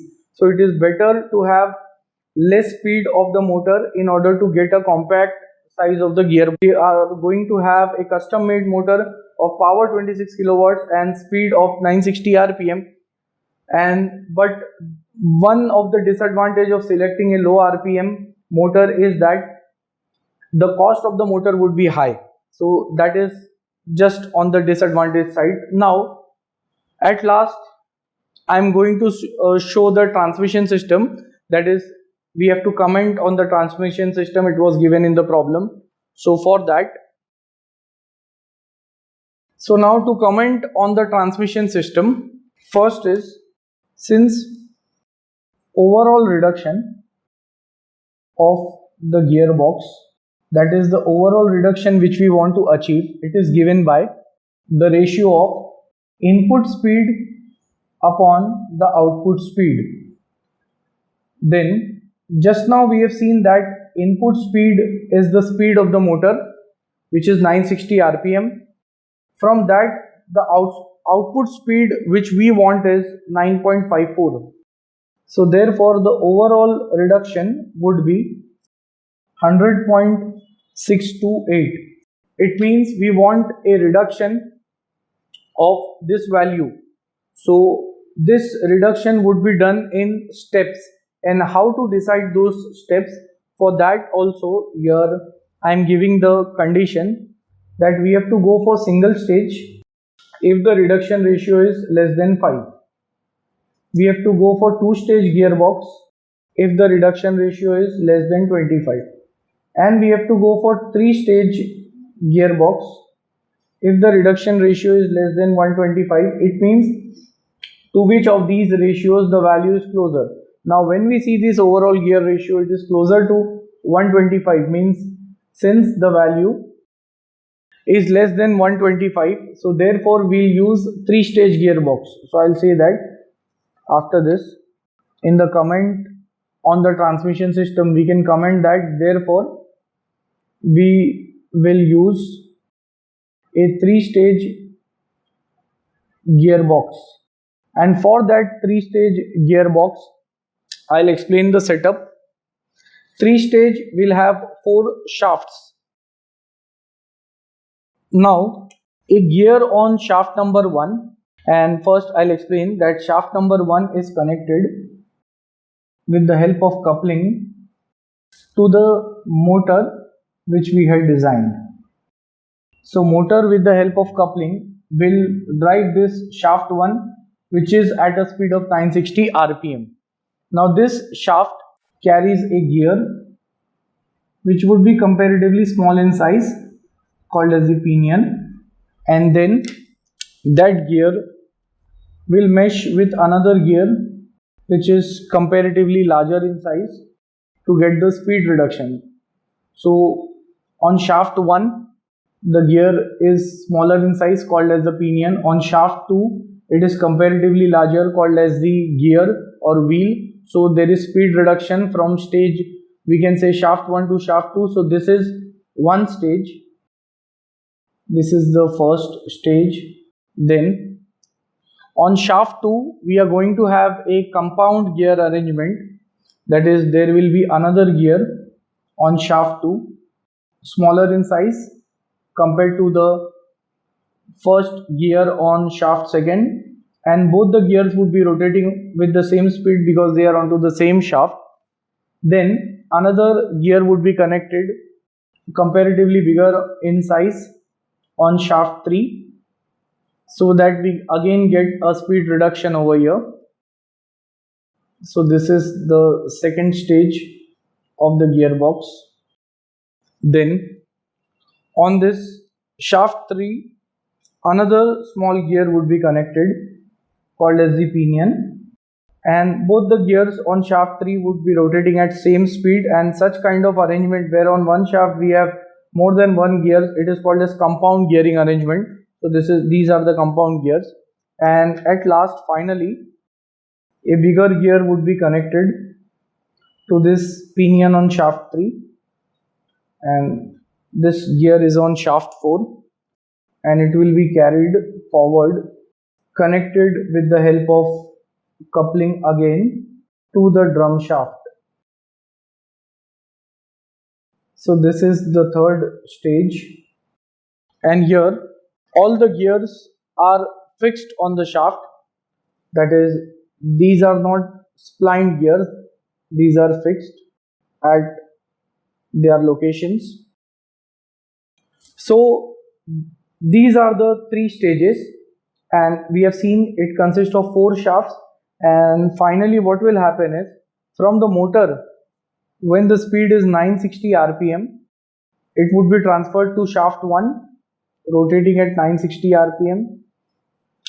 Then to shaft 2, the speed would be reduced by how much amount we can find it by the stage ratio, not required right now for this problem. We can see this in the problem of gearbox. Then again the speed reduces up to shaft 3, and finally when it reaches shaft 4, the speed has become our requirement, which is 9.54 rpm, and this is being coupled with the drum shaft. We can see here, this is the drum shaft, already the design we have seen. So the drum shaft will also be rotated with 9.54 rpm, and with the help of these ropes, the rope sheave would be rotating with the same rpm. So in short, that was the comment on the transmission system, and here we complete the design of the Eot crane. So in the end, here we have seen the design of the complete Eot crane, consisting of the design of the snatch block and the traversing mechanism. I tried to make it as simple as possible by dividing it into number of easy steps. At the end, if you'll find my videos helpful, you can like, share, comment and subscribe our channel and share it amongst your family and friends. Thanks for watching.